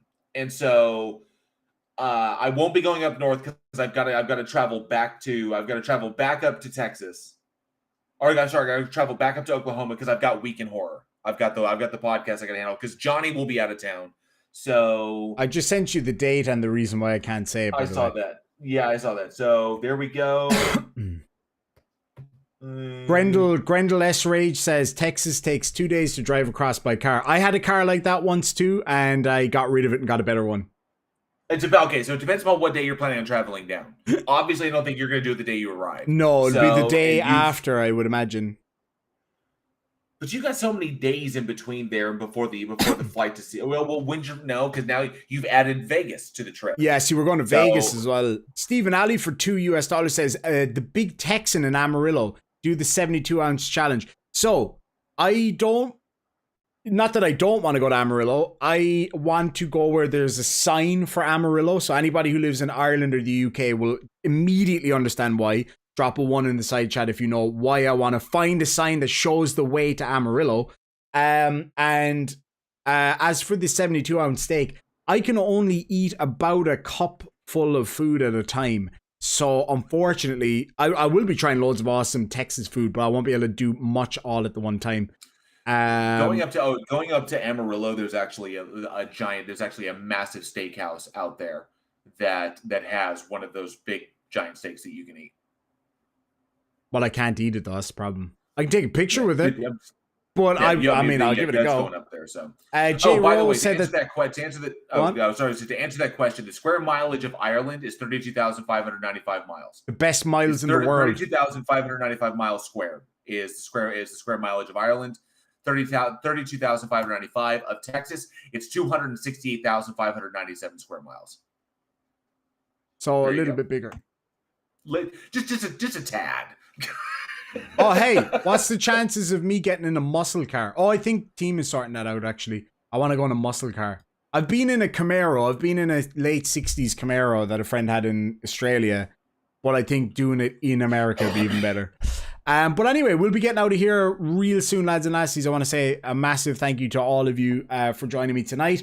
Do leave your comments after the video for anything that you think about what we talked about tonight. It'd be... Oh, Jesus, I accidentally pressed something. It would be, it'd be really interesting to get everybody's perspective on it. Preserved forever in the comment section. For those of you who didn't see my videos over the past few days, I have released a fair few videos. Yeah, I saw people singing that.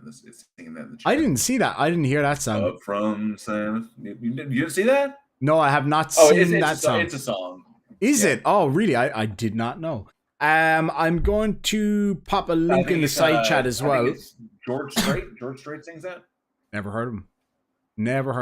It's Amarillo by morning, up from San Antonio. That doesn't even sound remotely Texas. That I've got is just what I've got on. So on and so forth. You're such a fucking beautiful singer. My God, I'm trying so hard not to cry right now. I'm trying so hard not to cry. Hedy Matisse with the last super chat of the night. Thank you so much for $5. Says just ordered a few Irish Demon stickers. Can't wait to see co-workers' faces at work when I put one on my toolbox. They look awesome, by the way. Thank you so much. And we will have new Irish Demon stickers in the store tonight, which are the Irish Demon in the USA stickers. So I'm gonna pop a link in the side chat before we get out of here, which is to one of my older videos. If you haven't seen it, go check it out. Really appreciate the extra time. If you want to see some people having a bit of fun over there, do check that out. And with that, lads and lassies, I will hand you over to JL Warren. Just before I do, at the top in the pinned chat is a link to the PayPal donation link for our trips and all the rest of it. There's a few there's a little bit left to go, but we're almost there. So if anybody wants to go into that link and drop a few bucks, you can do that, or PayPal, irishdemon@gmail.com, and I will hand it over to JL Warren to see us off. Oh, well, thank you, Irish Demon, for having me on. It's been an absolute pleasure. I love hanging out with you. Absolutely. Hopefully soon we will get the four beardsmen back together. That is Absolutely. Johnny O, Irish Demon, myself, and PhD Tony, where we sit around, one time a week, and we just talk about the stuff that's going on in the world, the stuff that makes us laugh and the stuff that makes us cry. Hopefully soon we will get that back going. Going again. Fingers crossed. So as far as for me, myself, like I said, I'm JL Warren, and I run the Bridge the Divide YouTube channel. I think there were some links for it in the description, or leave some links for it down there in the chat. But you can check me out there. I also, if you like scary movies, I run a horror film history podcast called Week in Horror. You can also check that one out too. But my primary channel, the one that I do most of my work on, of course, is Bridge the Divide. I myself will be going down to Texas as well to finally meet Irish Demon in person. I've already met Team and Johnny. I'm not worried about them. But I will be meeting Irish Demon before he trucks off to Vegas. And I also have some friends myself that I'm going to be catching up on. So we're going to hang out for a little bit there. But yeah, that's pretty much it. Look for new content coming up on my channel. And of course, new episodes of Week in Horror every Wednesday, 7 p.m. Central. And that's pretty much it. I hope to see y'all around. Come check out my channel and give it a look if you like. Link is in the side chat. So y'all have a beautiful, wonderful day. Be safe. Be excellent to each other. Thank you so much. Really appreciate it. Thank you all so much for joining us this evening.